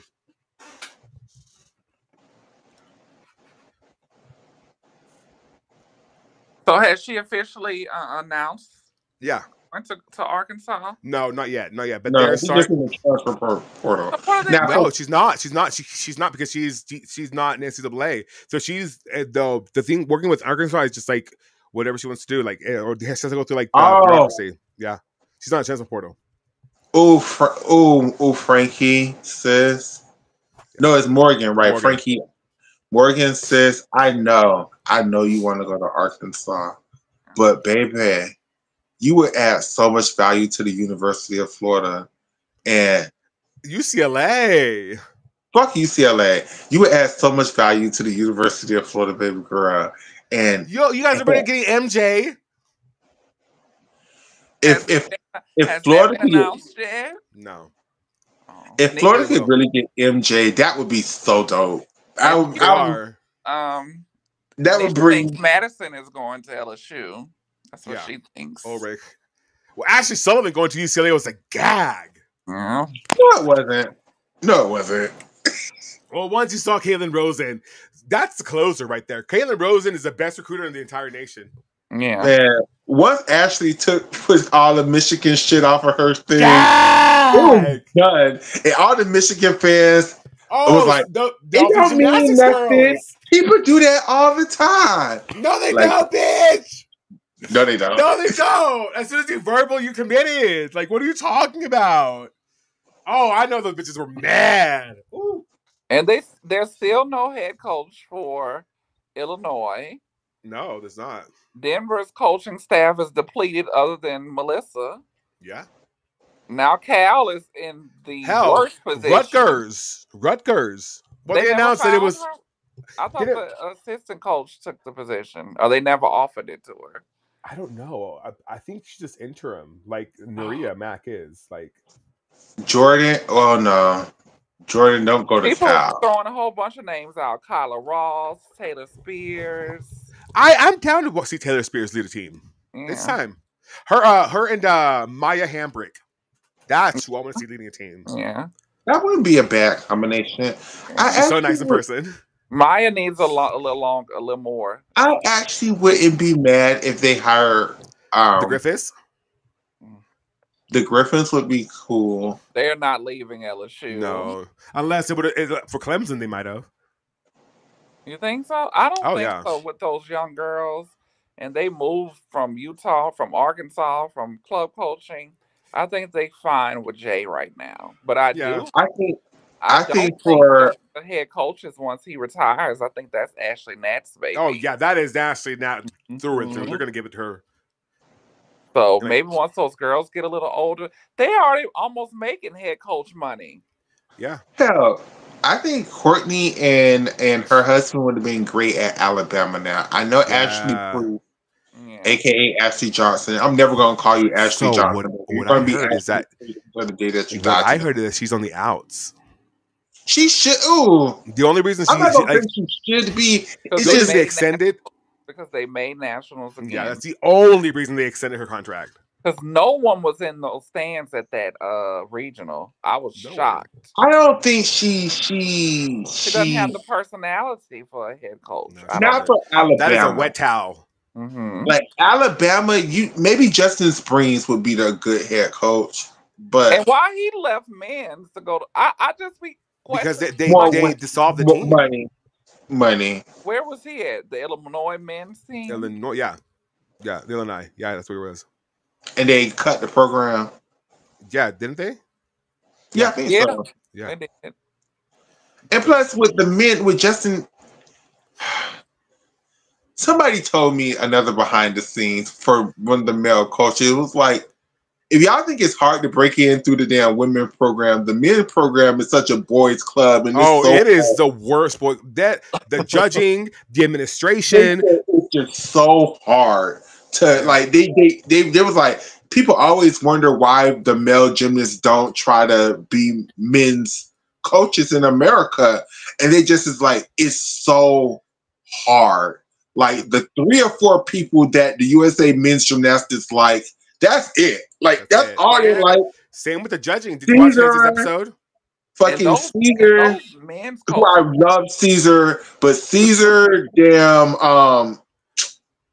The other ones, Sam McCoolett, the people who Sam McCoolett work with, like that's it. Yeah. Like that's it. Like if it's not them 4 group of people, like it's very hard to. And the OU coach, him too. Yeah, what was Did the you watch other Kansas black episode guy from Ohio State? What's his name? Like Avery somebody. He used to coach. Those men's coaches, they retire at 90 years old. They don't go anywhere. Did y'all watch Kansas episode? Not the Ukrainian one, but the one about the judging. I suggest you go watch. It's the same fucking thing. Like this man said that like it's so diplomatic with the judging. Like. In the bureaucratic, I mean, and the reason why they don't have more younger judges is because these people won't they won't give them a chance. You have to play the game. You have to kiss the ring, essentially. It's like a cartel.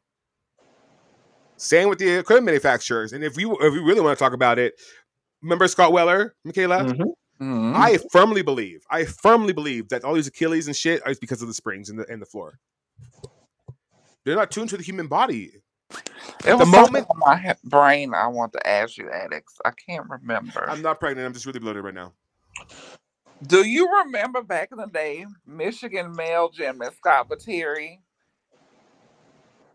Yeah. Sleeping with a Michigan gymnast, incoming freshman. Oh my God, they found him in the car? Yes. Yes! Oh! Yes. Juicy, man! I think somebody found out her name. I don't remember who the gymnast was. Look at you, Michaela. I mean, I don't remember this story. You don't? Oh my God! It was national news, Michaela. He was arrested. Yeah. And then I And they were think both of age. what's her name? Sydney Townsend or something? No, It was something. Hold on, I'll look it up. I can't remember. I couldn't find her name because they basically like closed that shut. But she wasn't a minor though. She was just young. And then why did they arrest them? They arrested Of him the-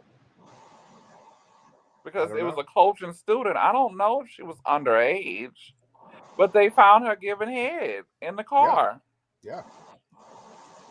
He was a past Michigan gymnast that became the men's coach. Yep. Oh, maybe it was no, because she still wouldn't be underage. I don't know. That's Scott Viteri, that was his name. Yeah, it was a Terry. Let me see. But I heard on Reddit, I don't know if it's all the way believable. Allegedly, they are still together. well, they were both arrested. Oh, she was arrested because it was for indecent and obscene act in public. Yeah, in public. Oh, well then that makes that's sense. what it was. It wasn't underage. It was just the fact of what they were doing.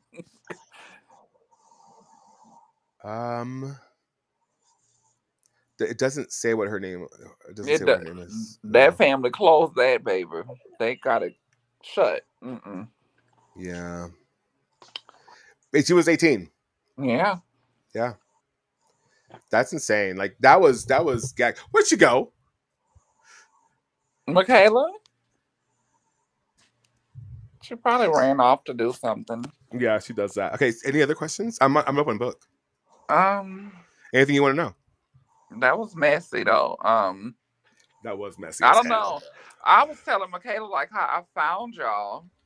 I was it wasn't the last Olympics. It had to have been the 2016.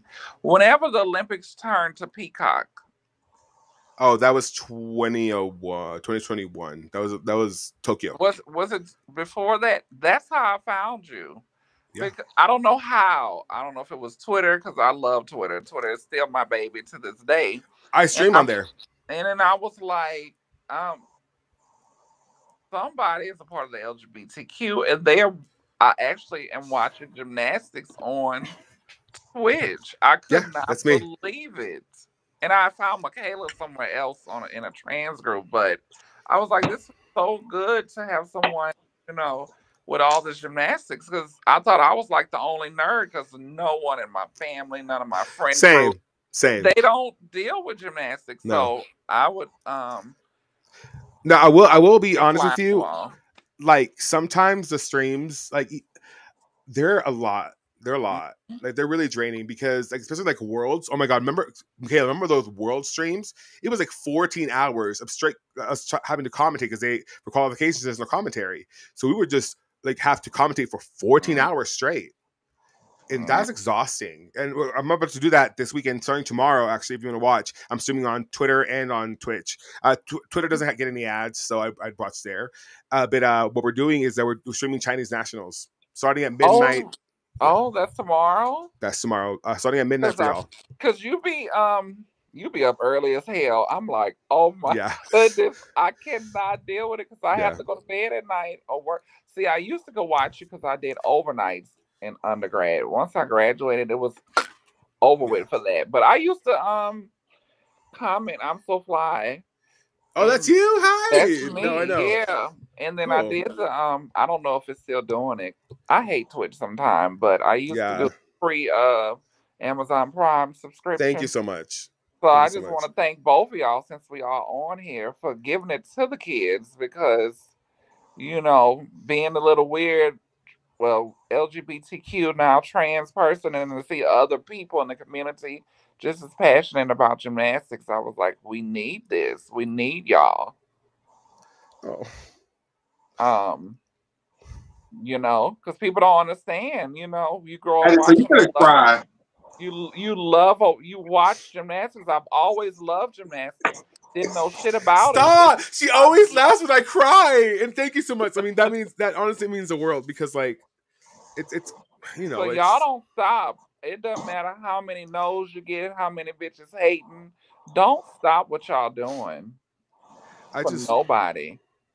Like, and I think like part of the reason that like I guess Michaela and I like separating for the what it's worth. It's like I had to like really like sit there and be like, well, what do I really want to do? Like, because for a while I did rely on Michaela to like keep me propped up because she was there when nobody else was, and so like when she and I stopped talking, it was one of those things that I was like, I really had to reassess like what I want to do, and like yeah, my dream is to be hired by NBC in some capacity for the Olympics. Well, just to cover the Olympics in LA in some capacity, and so like now is when I was like that's just not going to happen, right? So I have to like put in the work and like this whole, that's why there's like a green screen behind me right now because I'm making content or whatever, and it's just it's one of the things that like I guess losing Michaela for a while was the thing that I needed to really like wake me up. Even going to nationals, I came back from nationals being like, I know what I want to do, and I want to make it bigger. I want to make this entire thing because Corey Thompson, a little gay guy they have, the one that never did an honest day of sport in his life. Mm-hmm. That one, I want him to run more. Yeah, I want him to run in that bigger. I want him to run in the Cowboy Stadium. I want him huffing and puffing. That's what I want. I want to be tired watching him run around. I want to give the girls more, and like because I see all these like football things and all these basketball things like. The gymnastics nationals could be so much bigger. Like, yeah, the biggest one is absolutely, huge. I 100%, yeah. And like, you know what? Honestly, and I know the reason that they won't add both men and women's nationals together is because the women's gymnastics coach feel like they don't want the boys to be like around their girls. That's the reason. I think you should bring both nationals together and even add a mixed team event and bring back event finals. Because let me tell you something, especially in the NCAA, because and do an all-star meet. Mm-hmm. I would love that.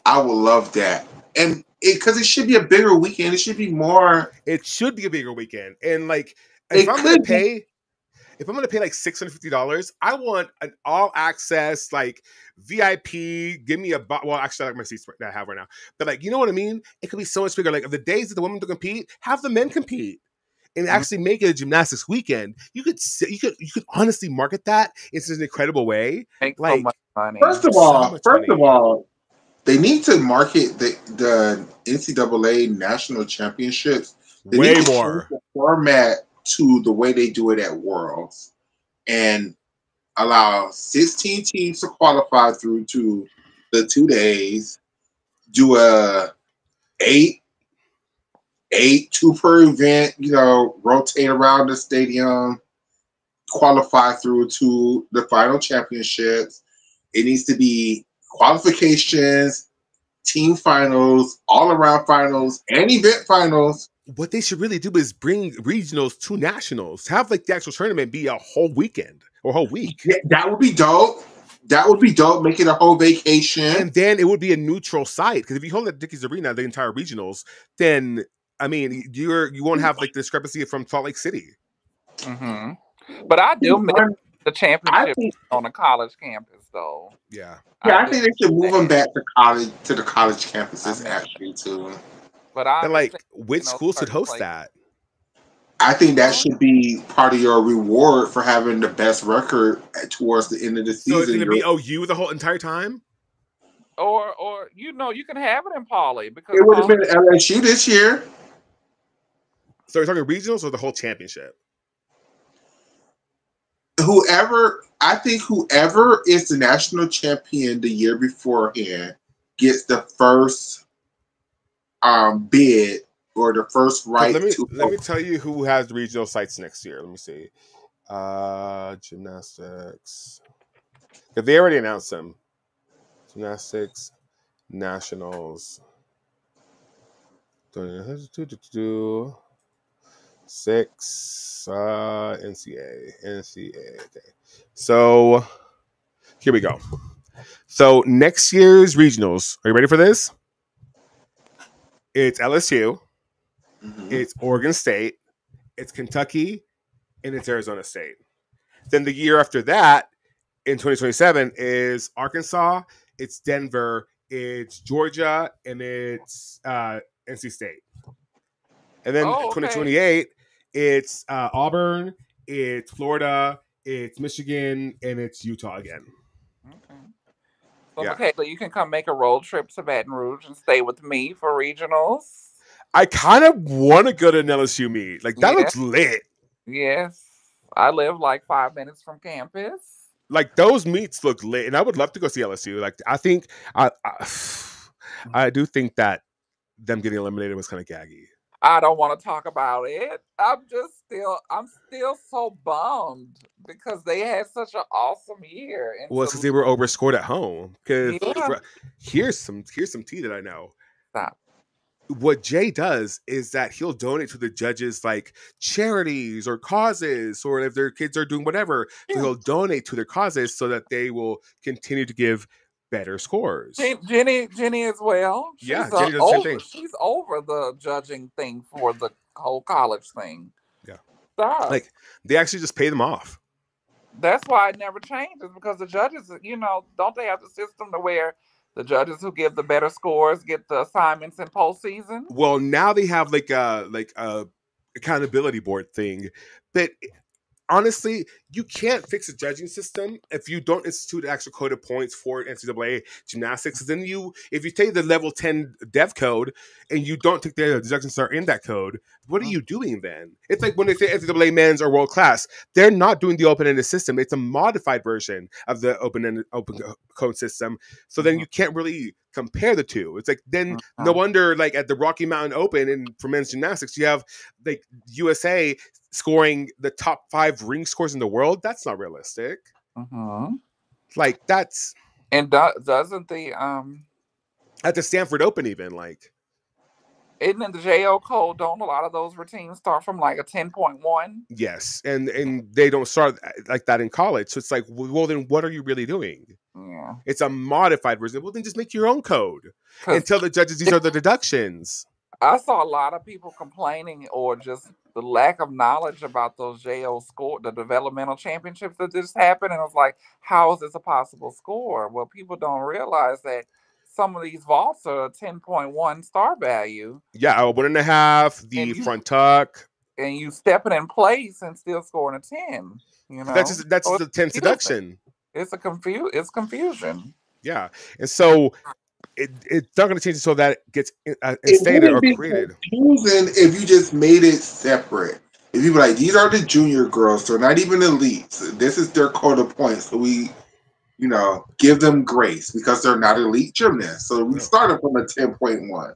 But the NCAA, I'm so sorry, you should consider them elite gymnasts. Like, you have a college scholarship. Like, you are a professional gymnast. You're making millions of dollars, Olivia Dunn. Millions of dollars, and I'm not gonna lie. Some of the actual form in college, and now that Michaela and them have me watching Elite again, because I stopped watching Elite. Like, once Simone started dominating a lot, I stopped really getting. Because it gets boring.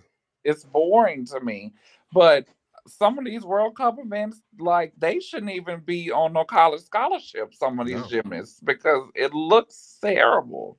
Yeah. But also the code, the scores reflect that. That's what they're scoring 11s and 12s and shit. Yeah. So I don't think NCAA will never change from the 10.0, but they got people at the top. I feel like a 985 should be like the top tier. Yeah, no, and take the deductions. They're there for a reason. Like, I think 985 should be a really great score. See, I grew up in the era between 92 and 96 where if you got a 9.8, like, you were doing it. Like, a 9.8 was a 9.7 was great. A 9.7 was an average. Like, you could win an all-around competition. Okay. Now because I've watched some old meets. Now because I've actually watched some old meets, Gina Gojian winning over Anya Hatch at that vault final. What the fuck? Gina Gojian beating Spilano Horkina and Kui Yuan at the 97 beam finals. Gina Gojian winning that vault medal had me in a tizzy.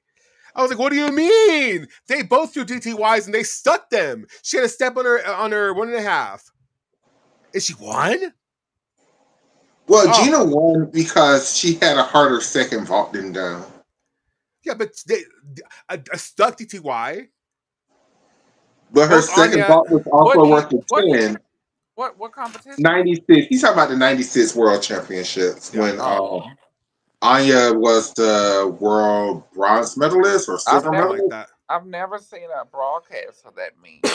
Well, Girl, if you don't watch my damn channel, I have that shit up so many times. It's one of my favorite competitions of yeah, all time. Catherine actually made me. We actually did a rewatch of like all event finals, all around finals. We did it. We did a whole series, and we've seen it on Twitch and Twitter. I was so some of these meets. I'm like, what the fuck? I want to go back The and watch thing with Gina 94. Goji on, y'all can hate that girl if y'all want to. That girl gymnastics was clean. Was it flashy? No. Was she doing the hardest things in the world? No. What really But gagged me was Podkopayeva, like going one season from being just shitty to like the next season like just dominating. Mm-hmm. Insane. Mm-hmm. well, okay, I don't think she was shitty. I think what She was happened, inconsistent. yeah, what She was happened young. was she just became more consistent and could hit all four events than one meet. Yeah. Um, Mama slayed though. After 94, Mama slayed. She slayed for them 2 years. Though her and Horkina is single-handedly the two gymnasts that made me fall in love with. I'm not gonna lie to you. After watching so much Korkina, That's who did it for me. I'm and sorry. look, a showboat, a ham. Like she knew how to work a crowd, but like the gymnastics in and of itself, she declined as she got older because she got the twisties towards the end of her career. Which is why when they interviewed her about Simone, she was like, "I understand. Like, it's a very difficult." I'm like, but also the open cold kind of messed with Horkina as well. And the Romanians. She was ready. I don't think she was ready for it by that time. She had gotten older, and back then, gymnasts weren't competing in late 20s and 30s like that. And that's the reason why the Romanians lost prominence, because like once they went from the 10, they just didn't have the difficulty on bars. Mm-hmm. Like that's what's going on with Horkina was doing stuff no one else was doing, so that's what made her stick out. They always complain about her height and tall, this and that. She's really not tall in real life. Like, that is not a tall person. Yeah, even for a gymnast nowadays, she's really not that tall. Like, what was she at her height? Like 5'3"? 5'4". Like, that's like the average height of most girls now. Like, I mean, then you think about Kyla Ross, 5'7", 5'8". Mm-hmm. Hell, Hesley Rivera is now 5'8". Really? Yeah, she grew a lot. And that's what she's having so much trouble getting back into like form. Because Tiana too. Tiana is way taller than she was. Tiana can barely do an FTY now. Someone on Twitter was like, "Oh, she doesn't do a DTY in college." I'm like, "That's not going to happen." Is Tiana coming this year or next year? This coming year. UCLA is going to be stacked. They're going to look. They're going to be. Congrats to Nola Matthews winning 2 golds. And the thing that's what was good about the way UCLA recruited is they're going to be way ahead of Florida, because they're going to, like, all of the girls they recruited, even though they were in the mix for the Olympics, they weren't like the top level of possibly going to the Olympics. Yeah. So they're not really as beat up as LSU in Florida. LSU in Florida. Like Kalia Lincoln, Zoe Miller. Connor got to get back. It looked like Haley. She's beat up. Well, Haley's done. No, the incoming freshman. Oh, right. But they're getting what's her name? The black girl. Nina. She just slayed. Nina. Is that no? There's another one. Oh, no. Yeah, there's Nina Blue. Yeah, Nina Blue. But Elise Weiner, she's out. Haley only did one event, so they are already hurt before they even step foot on campus. And what's happening with UCLA is that they're losing like 8 from that team. Mm-hmm. So is LSU. Mm-hmm. So that's gonna be it's gonna be a rebuilding year for a lot of teams except OU. Oh, you too. They're losing their best gymnasts other than. But they're getting Izzy Stassi. Yeah. They have the #1 class. Oh, here's some tea for you, Michaela. So Izzy Stassi's mom is really good friends with Catherine now, and so think back all the elites that OU has had. Okay. Wouldn't you think that one of them would want to still do elite at the same time? I don't think KJ lets them. No one ever asked her. Is what comes to find out. So when Izzy and her mom had a meeting with KJ and they said that we really want to make the 28 Olympics, she was like, "Oh my God, yes, I'm down to help you." And so they asked her like, "Well, why haven't you ever had an elite?" She's like, "No one's ever asked." See, yeah, I would, because OU, the way KJ runs OU, I would think it would be hard to do. No, she's in. She's down to do it. No, I know she's down for it, but I'm just saying to the girls, the way she runs it, I think they probably would think it would be very hard to do OU college gymnastics and elite gymnastics, because even I know KJ is like, she's down for it, but she's still gonna make them girls compete every week. Oh yeah, especially a girl like Izzy Stassi. Hell yeah, she is. Like if Addison was like, "Yeah, I think I want to try too," she'd be like, "Sure, Addison, but I hope you know you're doing all around every day, every week for the whole season. No break, no break, no break." Like I'm surprised that Lily made it the whole season. Peterson, but the thing is with KJ though, I think she's a strict coach.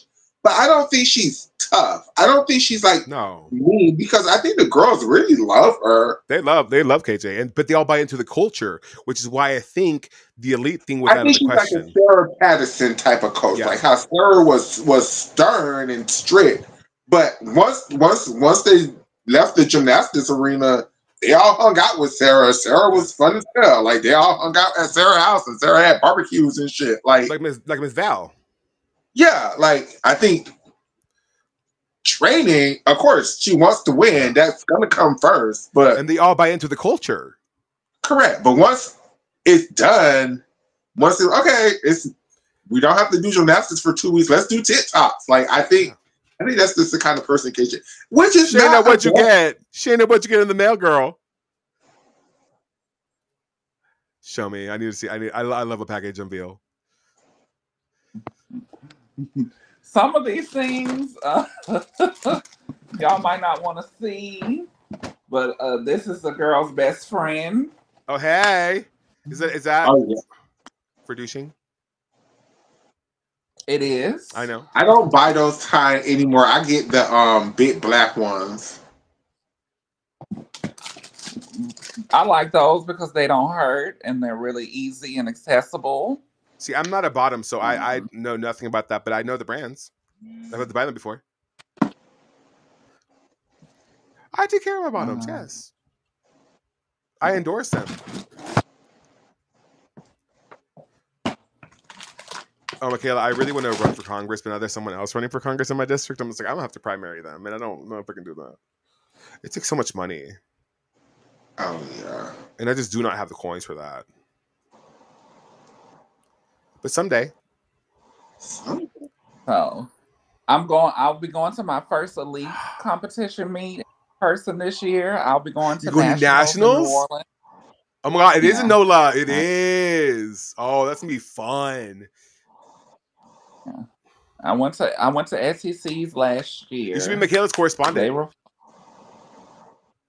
I should be. I'm trying to get her to come her ass down. She'll go. You just have to buy the ticket. She'll show up. I don't know if I can do all that now. I'm already supplying the room and board. Michaela, get there. Go to nationals, girl. I'm trying. Get me the credentials. You may do it for you. I'll do the process for you. I mean, just won't say it's me. I'll get your credentials, Michaela. We can get your credentials. We just have to set you up with a website, though. They for a website. Shit, I should apply. Shit, I think I could get it. You should. You probably can. I'll help you. I won't put my name anywhere on there because I'm. The NCAA is never credentialing me. Let me tell you that much. Really? What I stream the meets. He streams the meets. They don't like that. At all. But what I do know now is that the FIG really appreciates us doing that. Because Donatella was like, I love the streams. I think they're amazing. I think the fact that you actually go out of your way to stream most of the gymnastics. Yeah. So Donatella and I had a whole conversation. She is so supportive. She also so as far as NCAA, the reasons because I got 2 people credentialed this year because I applied for us or whatever. And when I asked why I was rejected, they did not answer me. But that's fine. What I do know is that the reason USAG doesn't have as much of a problem with me anymore is because we provide commentary, a free commentary over the international feed, and they don't have to pay anybody to do that. And the only thing they don't like me streaming is the Flip Now stuff. But it's like, your stream sucks. You're charging people like $20 a month if they can find that option. And for what? Like, did you see the graphics they had on the screen, Michaela? It was a pink. The graphics it had for that the Dev Nationals. Okay, yes. It was a pink rectangle and text. That's it. Through a potato quality camera. What are we doing? Yeah, the worst one was the damn national camp that they used as the trials for the DTP Cup. Like, that was really bad. That was really and I've offered for free. I've offered. I'm like, dude, I can do this for you. Like, I'm just honestly. So here's some more tea. So this producer ended up in our stream, and she wants to buy out the people who do the Super 16 meet right now and make it a bigger event. And she was like, if I do that, I'm hiring you for the graphics. I'm like, immediately, yes. Okay. Like, I'm just waiting for the day I get to do a entire broadcast from if I ever get that opportunity, girl, I'm gonna show out. It's gonna be the best coverage you've ever seen. Did you watch the Gym Act Nationals? I saw some of them. I wasn't invested. It was so hard to follow. Yes. The way they showed the scores, and I emailed them. I've yet to hear back. I'm like, why would you show it like that? So like, what I did is I created like a little mock-up here. Let me show you. And then I'll get out of your hair. Let me see. Where is this at? You know what I have to do here? I'll just put it up here. Okay, so let me see. It's right. What are you doing tonight, Michaela? After we get off, I'm gonna go to sleep because I gotta go to work in the morning. Oh, fun. Okay, so let me show you this real quick, and then I'll get out of your hair. Where is she? Where is this damn thing? Is it this? That's not it. Oh, you know where I have it. I know where I can send it to Kinsley. Oh no, that's it. I don't want to use it. I'll just do the one here. Okay, so where's Kinsley's conversation? Kinsley. Yes, she is. Okay, so boop, awesome, and then I'll bring the other one too. Where's Kinsley's conversation again? And boop. Okay, so what we got on stream was this. Is this one? Yes. So this is what we got on the stream, right? Here. That's what we got on stream. Enable it. Oh shit! Hold on, come in. Give me the option thing. Give me the option, girl. Hold on, my phone is giving me the option. Hold on. Okay. Okay, so that's what we saw on stream, right? Yes. And so what I sent, it was really quick edit. So then I sent them this. I'm like, just do it this way. Yeah. That's all you have to do. And then you can use the bottom portion for ad space. Like, it's really not that difficult to make it more like digestible for the fan. That's way better than it's for real. It's just less confusing. It is. Then you know who's on what event, which gymnast is going, and whatever. Like, and you can even add like, so for it has a small team and big team, right? The big team are the dark blues. Then you just do the door thirds and dark blue. Then that's how you know what team is like. it's just so much more intuitive for the viewer. Because I want to be able to like look at the screen and be like, okay, so that's the score I'm looking for, or whatever. That's who's on whatever the fuck, right? Or if you want to, at the bottom, you can even put the team scores, like the team breakdowns. It's not difficult. People want to recreate the wheel when it comes to like this visual scoring system, and it's really not hard. Like people just want to see the scores, and that's it.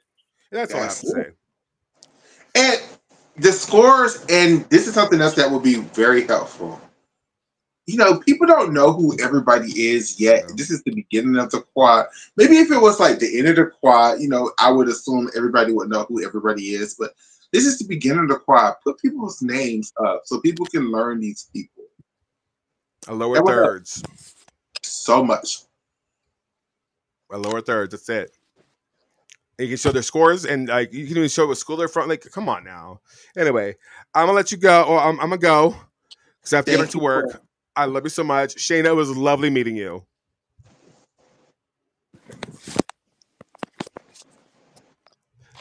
Same and I to love you. the hair. I love it. the hair. Thank you. I was doing some stuff, but I'm back. Y'all Yes, finna go? I have Yeah. to get back to work. I have so much to get done. And I'm gonna get ready to go to bed because I gotta go to work in the morning. I have to work in the morning as well. Any final thoughts, Addicts or Shayna, on anything that we talked about tonight? Because this is a very special.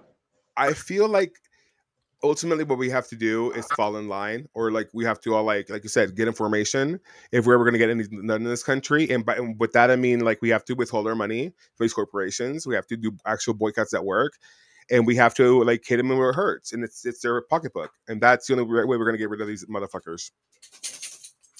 I would say even hit them where they hurt in their pocketbook and the attention. If you just stop giving people, like I truly believe if people would have just stopped covering Donald Trump on the news, he would not be president right now. But because of the society that we live in such an attention. Like if something is trending, everybody wants to be a part of it, even if it's evil, even if it's against what they want, they still want to be part of it. And I just feel like, all the doggies, wow, Oh, he He is is. huge. Oh He's my like, wow. god. Do you remember your auntie Michaela, Klausy? That's bacon. That's He bacon. is. He's over getting there. bigger too. All right, get down. Oh my god. I love big dogs, but I just can't have them in my Yeah, house. he sleeps with me. We spoon. You sink right now. Let me keep the small one. I just want to say these parents, y'all have to get y'all shit together. Oh yeah, because Shayna, you missed that part. Yeah, I'm gonna give you a chance to talk about that, and then we can get off because I know you missed that part of the show. I did, but you parents, if your child is not happy, that's one thing, but you can't contribute to the No. foolishness. You are the parent. You are supposed to have your child's best interest, regardless of whatever is going on in the world. I mean, it's kind of sad, what I've been hearing. Don't want to speak on it because I don't know for sure everything. Maybe Michaela can speak on it a little more. You have to remove your But- ego. That's it at the end of the day. Like, and one thing Izzy Stassi's mom has told us is like, when I saw myself becoming one of those parents, I had to just remove myself from the equation because otherwise, I don't want to be about myself. It's about her. It's about her gymnastics. And if people realize that it's about their daughter and their gymnastics, and maybe we would be in a better place. But no, they want to be because of NIL. Everybody wants to be Beyonce. Everybody want to be, and even before NIL, everybody wanted their daughter to be the Olympic champion.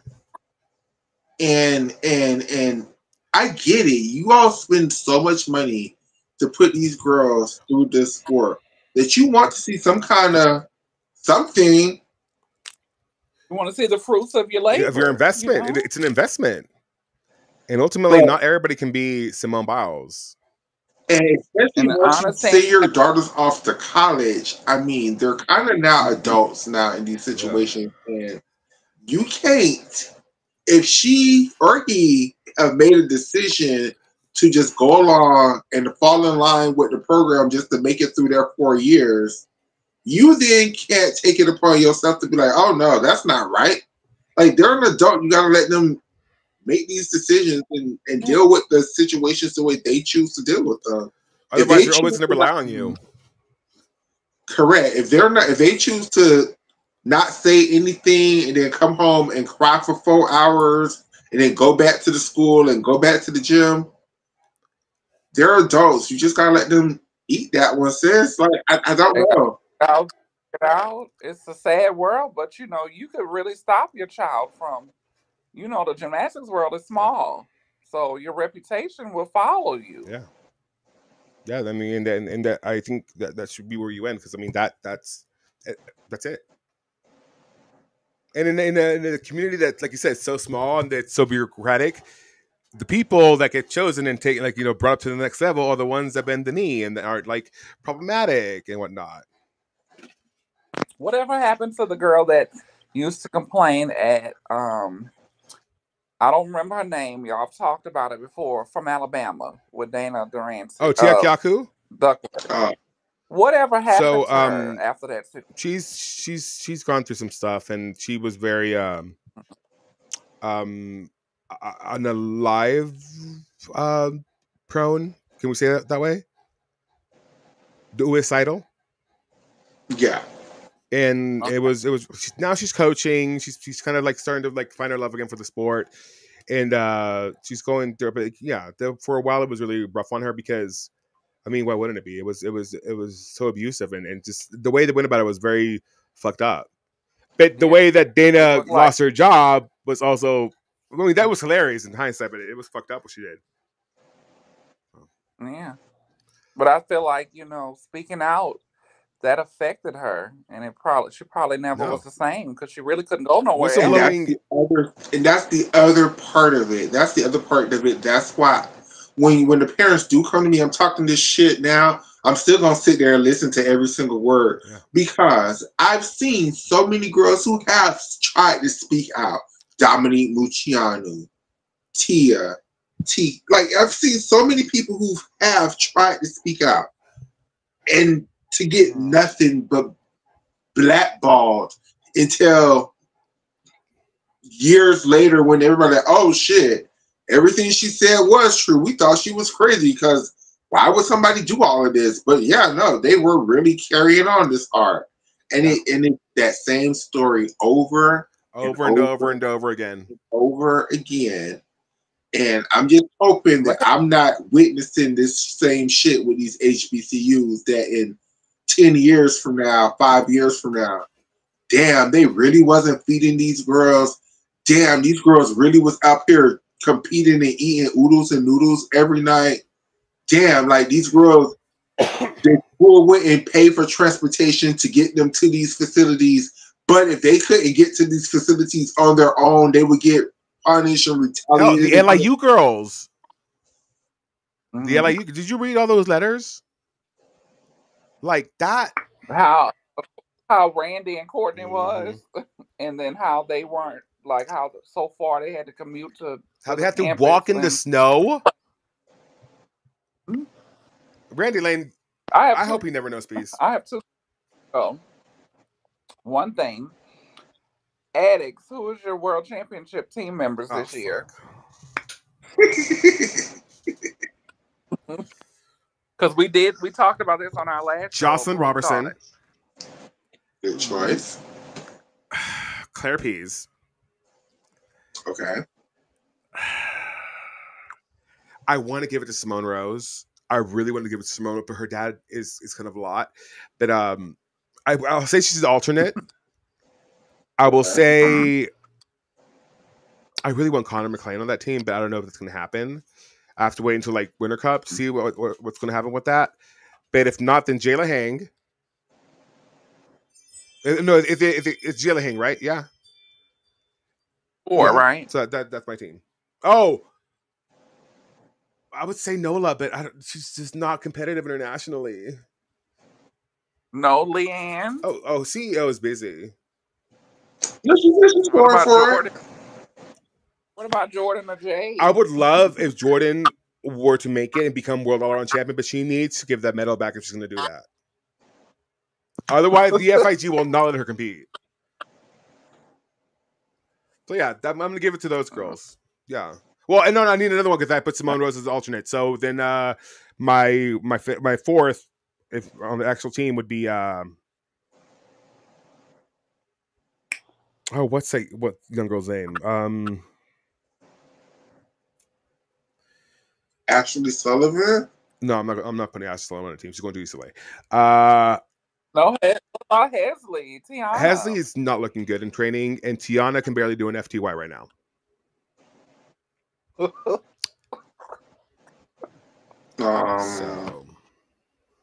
So she really had a she's growth spurt. Kinda... And it's hard to coach. And at Woga, I don't trust Valeri to coach through a growth spurt. You know who I'm really wondering? Where's Madre Johnson? Where's Miley Lou? Huh? Miley Lou. I would love Miley Lou. Yeah, but she's hurt. I like her. But I mean, and another thing, I'm waiting for. I sent it in the chat, Michaela, but no one responded. Vanessa Adler's book. Yeah. Oh yeah, that's already written. So it's already written. It's just they're shopping for a book agent right now. I want to read it. I love her, and they did her wrong. But I mean, I go back and forth with that. One, because I wasn't around in the lore for that. But two, like looking back, like one, yes, what was done and the way they did it was fucked up. But also, like, when you can't, like, you were never going to use her on bars. So, like, and she opened the doors with Vanessa. She opened the doors for Alicia Sacramones and people like that. She really was the first person for that. Even 96, y'all didn't use Amanda Borden and Amy Chow on all the events. But you could afford to in a 7-member team. You could afford not to use a girl. Yeah. I mean, they didn't use Hesley, so that's a gag bit. I think with Vanessa, the real reason why after all these years Vanessa hasn't been able to let this stuff go, the real reason why Vanessa hasn't been able to move on, the real reason why she still struggles with this to this day is because she blames everybody but the people who she needs to blame for why these things happen to her. The Rybakis. No, her parents. Oh, well, that too. That too. Mother. Her parents. Although the Rybakis were fucking weird about that. She betrayed us. Her mother. It was the mother and the brother. I don't think it was much so the dad. No, it was the mother and the brother. I think her parents and the Rybakis cultivated this storyline that Vanessa was going to be the next all-around champion for the Americans. And I don't think nobody was able to let go of that dream once they realized her bars wasn't at the same level as the other three events. Yeah. But I really think her bars weren't that bad. It was the combination. It was the mental. Yeah, it was just a damn combination. Just take it out. And I think that's another reason why, because everybody knew her bars wasn't bad. It's just was her mental. So in their mind, it was like, why wouldn't we use her in the all around? She's great on bars as long as she don't fall. And then you gotta go. Just remember the stuff Elfie and Tim and Al used to say about that girl on NBC. It was just like they failed her. They did, but in hindsight, though, in hindsight, let's say we're gonna take Simone Biles out because she get enough crap. Who was one of, let's say, Jordan Weaver's time at the helm when she was America's best gymnast, right? Mm-hmm. If your best gymnast always fell on bars, they will always get that same critique. If the person that you should have been able to rely on was not the person you could rely on, they were always going to get that same critique, no matter who it was. Yeah, because Jordan wasn't great on bars either. No. And like, that fuck ass composition on beam.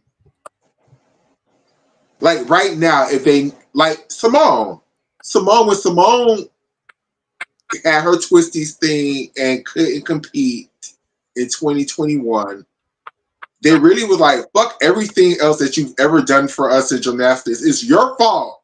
Yeah. That She let her country down. She let her teammates Correct, down. because She they threw know out other Simone is the scores that they need to count on. And I think that's the kind of predicament that Vanessa Adler found herself in during that quad. Like, Well, she also, like, was, that was Tom Forrester.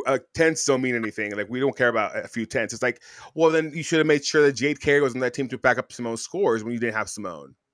period. And you should have found somebody else other than Grace McCallum. But that's another You know whole. And I what? also think with Vanessa Adler, We the about thing to get that did off. Vanessa Adler so wrong is Elise Ray. When Oh, yeah. Elise Ray became like, oh, we don't need Vanessa Adler no more. We have Elise Ray. And no tea, no shade to Elise. She just wasn't That the girl. same. And you know what? You know what should have happened in Tokyo? Here's what should have happened. They should have taken Michaela Skinner on that team. Because if Jade wasn't available, she was an individual, fine. Put Michaela Skinner on the team, then take Riley McCusker for bars as your specialist. Riley was so hurt at that time. But she still had she not fallen on bars, she would have been taken as a specialist. The reason they didn't take her was because she could only do she fell on her bars at trials.